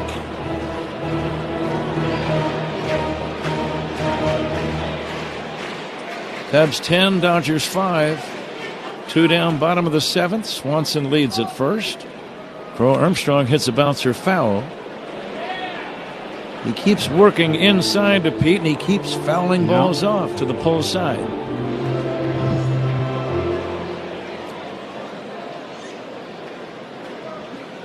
Dodgers took their lumps over the weekend as the Red Sox swept them, and now Cubs giving the Dodgers all they can handle on this Monday night. Even the world champions struggle. Swing and a foul at the plate. That's just the nature of playing 162 games. Yep. You cannot avoid losing streaks of 3, 4, 5 games occasionally. Yeah, it just is what it is. There's no doubt about that. You'd have said the Dodgers were going to get swept before they come to Chicago in Dodger Stadium? Nope. Runner goes. Pete takes low. That's going to be ball 2. Stolen base for Swanson. Stolen bases by the Cubs. They're sponsored by Atturo Tire, Chicago's hometown tire. Get called safe with Atturo Tires. Find yours at Atturo.com. Big jump by Dansby. No throw. Let's see if Pete can drive in a run. The 2-2 pitch. Swung on, hit high in the air into shallow right. Tucker drifting in, and the right fielder will make the catch to end the inning. Cubs don't score. It's on to the 8th. Cubs 10, Dodgers 5 on the Score and the Northwestern Medicine Cubs Radio Network. Live in the Chicagoland area? Get all the Cubs games on the How do you go from a triple play to a two-way star through a bracelet and the babe? Find out on Hall of Fame Connections.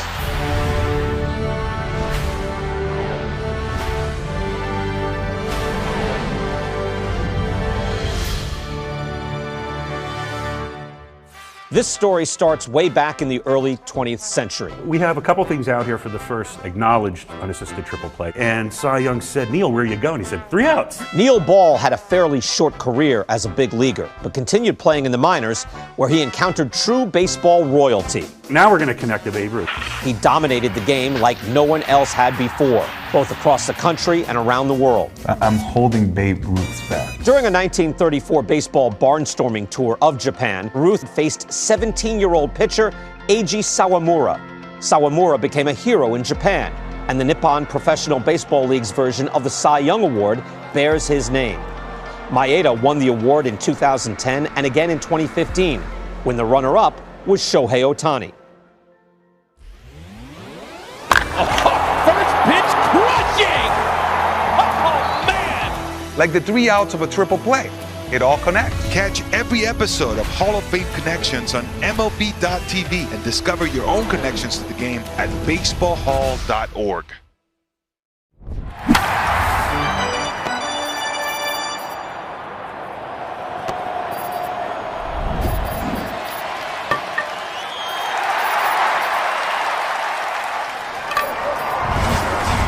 Night at Wrigley, Cubs Dodgers.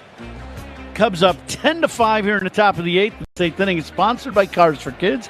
877 Cars for Kids. That's Cars with a K. To donate your car today, and it's been some night so far for the fans here at Wrigley Field. Yeah, let's see if the Cubs can finish off the task as they have a 5-run lead. Eighth inning, Tommy Edman will take a strike. Trent Thornton, the right-hander, still pitching for the Cubs. And he brings back the 0-1 pitch, popped up, left side, playable. Left fielder Happ is right there. Routine play, one down. It's a good start. Yeah, it really is good pitch by Thornton in on the hands to get the routine pop-up. Here's Freddie Freeman. Freddie had a single in the first to extend his hitting streak to 13 consecutive games. Since then, he has bounced out twice. Gets out of a bit of a crouch from that left side. Very distinctive batting stance for Freddie Freeman. If you didn't even see his face, you'd know exactly who it was just by looking at him standing with that familiar crouch. Absolutely. There comes the 0-1 pitch on the way to Freeman. A swing and a foul at the plate.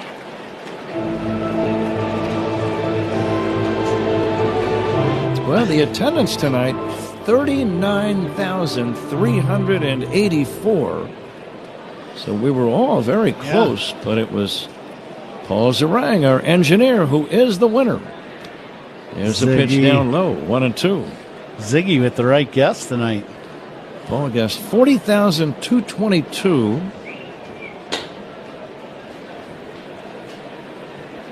That was a standing ovation. One clap.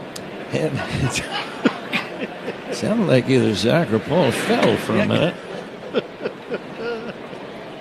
Are you guys okay? Yeah. We are. Thanks for asking. Is the chair okay? 2-2 on Freddie Freeman. Freeman 1 for 3. Thornton's pitch on the way. Poked foul and out of play.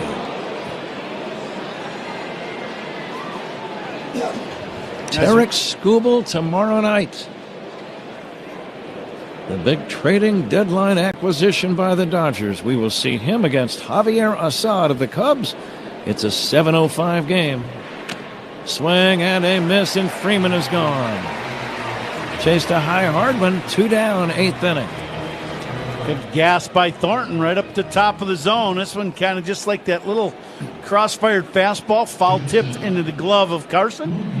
And Kelly holds on to it, second out of the inning.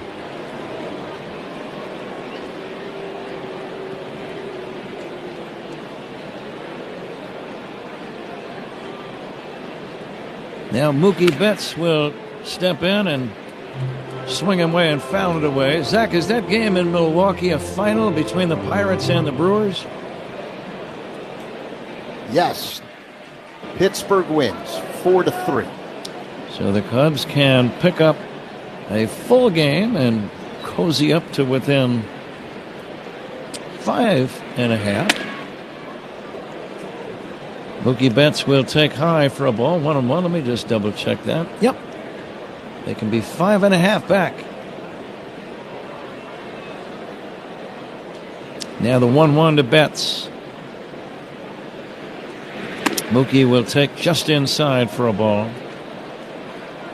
Catcher's down to the ball call. They're going to challenge this. Ball strike challenge sponsored by Northwestern Medicine. Pitch was up and in. Carson thought it was a strike. Oh, my. The ball. Chicago has 1 count remaining.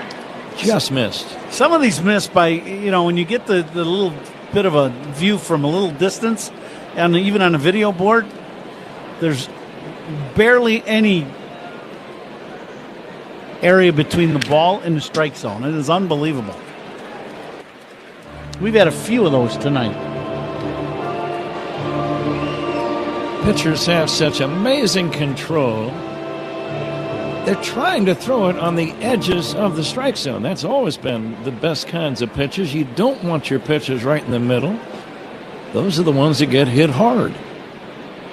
2-2 pitch, drilled to left center, playable for PCA. He's there. He's got it.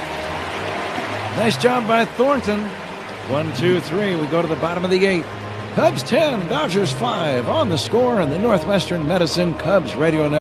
It was a defensive play so iconic that we simply call it the catch. This is the glove Willie Mays had when he made that catch. This is great. Oakland pitcher Dave Stewart was named the World Series MVP. It really comes from like the kings of Siam would give their courtiers white elephants, which were sacred animals. They need to know this story. That's amazing. Nobody could steal a base like Ricky. I'm the greatest of all time. Thank you. So imagine making steals in these stuff. So these are Thai Cubs. These are Thai Cubs. So what I want to know is, were they ever swabbed for the DNA of opposing pitchers? Roberts is no stranger to stolen bases himself. That's what makes it special, is that everybody knew he was going to steal. Roberts is going. You know what they say, one great play deserves another. Go to baseballhall.org to plan your visit to the National Baseball Hall of Fame and Museum in Cooperstown, New York, and catch every episode of Hall of Fame Connections on MLB.tv. And now Jack Caglione, he flied out to left field in the first inning. Wow! The whole crowd says wow! Way out of here! Over the flagpoles in right field. 115 miles per hour off the bat from Jack Caglione. Sorry, 114. It's a pitch middle up, and this is the no-doubter of the season. Look at the flag court up there, and you see them kind of scattering, looking behind him. No-doubter from Cag. Puedes ser el dueño de grandes momentos del béisbol. MLB Auction te permite participar en la subasta de bates, bolas y jerseys autografiados, con artículos de tus equipos de grandes ligas favoritos, leyendas y jugadores. Visita auctions.mlb.com. Step at illinoisstate.edu. MLB Plus is due for 2026. Stream MLB Network 24/7 and select out-of-market games every week, plus live broadcasts of every game, game day 3D, big inning, and minor league action. Visit MLB.com/MLB Plus to subscribe today. Pat? All right, Zach, bottom of inning number 8. Seiya Suzuki up. Right-hander Hernandez still on the mound.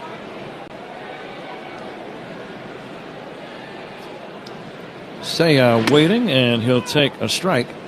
Cubs have 4 different guys with 2 or more RBIs in the game. You like to see that kind of balance. Suzuki, a 2-run homer. Carson Kelly, a 2-run homer and a bases-loaded walk. Michael Busch, a homer and a 2-run single. Here's a chopper foul. And Kevin Alcantara Jr. with his first big league home run. Came with a man on. So 4 different guys, 2 or more RBIs. Nice balance. Yeah, you'd take that next couple days here against the Dodgers. Seiya waiting for the 1-2. Hernandez fires. High fly ball to left. Hernandez drifting back near the track. He's got room to make the play. 1 down. Seiya just missed. Boy, that ball hit a mile in the air, a little hanging slider. Seiya just missed hitting that ball a long way. Tough plays in the game tonight, speaking of Suzuki. They're sponsored by Loyola Medicine. Loyola Medicine defines tough. He made an unbelievable play on a line drive that Turner hit off the right field wall on the line, and he threw Turner out at second base on a great play. Bregman bounces one to third. Kike Hernandez makes the play, throws to first. Pulls Freeman off the bag, but Freddie tags Bregman going by for out number 2. Nice pickup by Kike at third. Absolutely. That was not an easy play.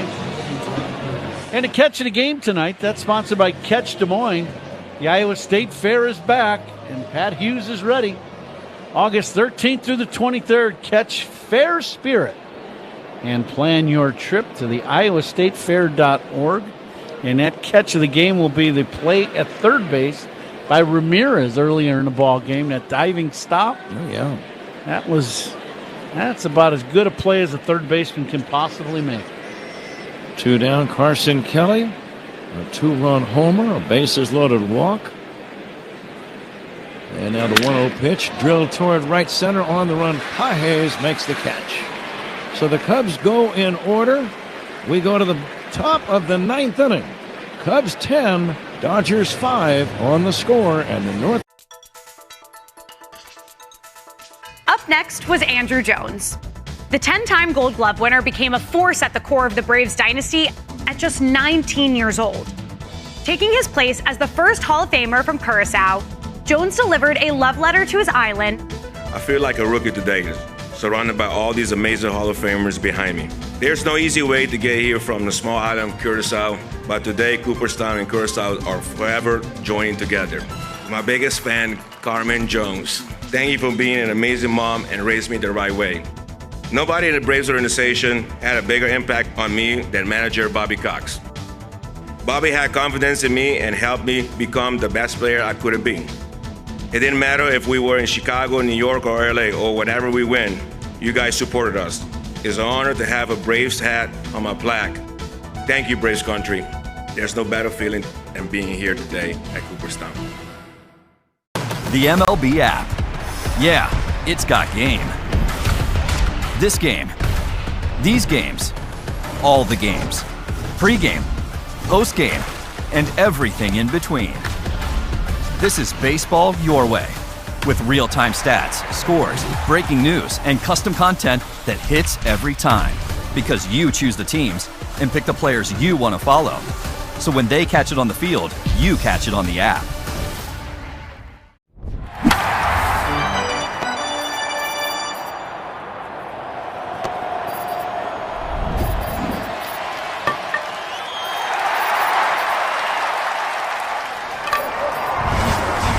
Owned retailer. Visit BenjaminMoore.com today. This copyrighted broadcast is presented by authority of the Chicago Cubs and may not be reproduced or retransmitted in any form. And the accounts and descriptions of this game may not be disseminated without the express written consent of the Chicago Cubs. Top of the ninth, Cubs 10, Dodgers 5. The ninth inning is sponsored by Circa Resort and Casino. Get ready for the time of your life. CircaLasVegas.com. Pat?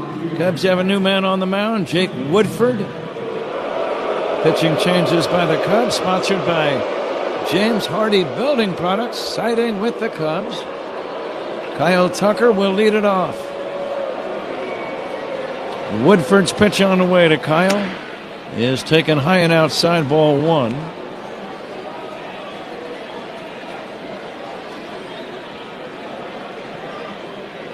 Tucker with a walk and a single. He's 1 for 2 in the game. Former Cub waiting for the 1-0. Checks his swing and takes a strike. 1-1. It's Matthew Boyd's game to win. And he pitched very, very well. After surrendering a 3-run homer early, settled down and pitched great ball. The 1-1, little line drive into left center, a base hit. Tucker has his second hit of the game, and he'll hold with a single. Dodgers have a lot of firepower, and with the wind blowing out, this game is not over yet. Not with the weather tonight, the wind blowing out to left. You know, you never feel too comfortable until the game is over. Teoscar Hernandez, the batter.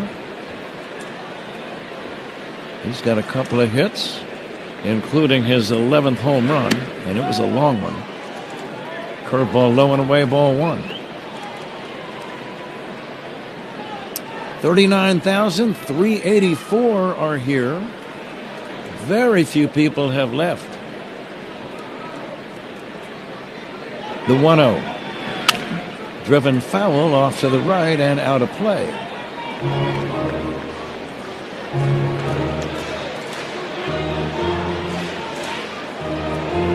Woodford trying to nail it down.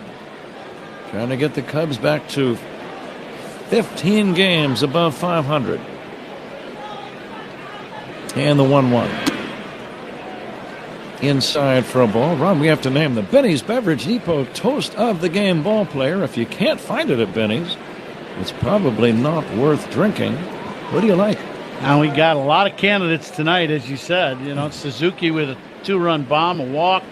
Couple runs scored. We've got Kelly with a 2-run homer. That pitch misses down, I believe. Counts 3-1. Contra with a 2-run bomb. Bushy with 3 RBI night and a home run. 3-1 on Teoscar Hernandez. Let's see if Woodford can come back to get him. Kelly, the catcher, calls time and wants to get together and have a brief chat with Woodford. I think this is just one of them. That's that veteran catcher presence of coming out and going, okay, here's what we got. Let's just go after this guy. Let's settle in, throw a strike. Maybe you can get a ground ball, but we do not want to walk a guy.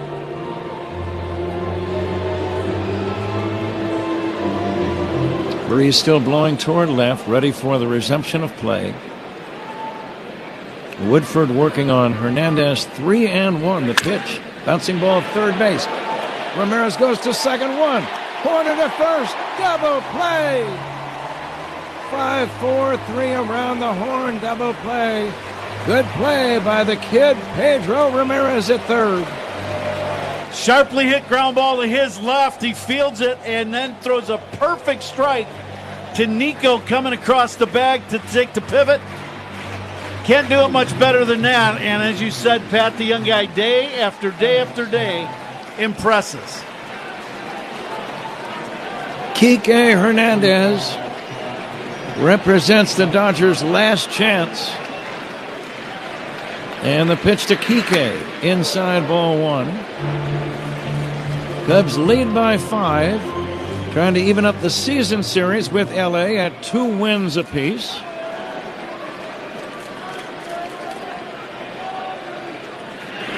Here's the next offering, missing inside. Our good friend Bruce Levine will be ready to grab one of the Cubs for a quick conversation after the game. Now the 2-0. Inside 3-0. Fans are standing all the way around Wrigley. You've seen some action tonight, Ron. This has been, if you're a Cub fan, this has been a great game for the Cubs and their fans, that's for sure. In there for a strike, 3-1.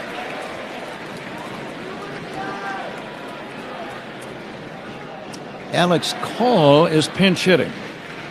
The pitch to Call. In there for a call, strike 2. It's 3-2. Last pitch, a little sinker in. Starts out middle of the plate, just catches the inside corner. Alex Call, the pinch hitter, with a 3-2 count. Dodgers down to their last strike.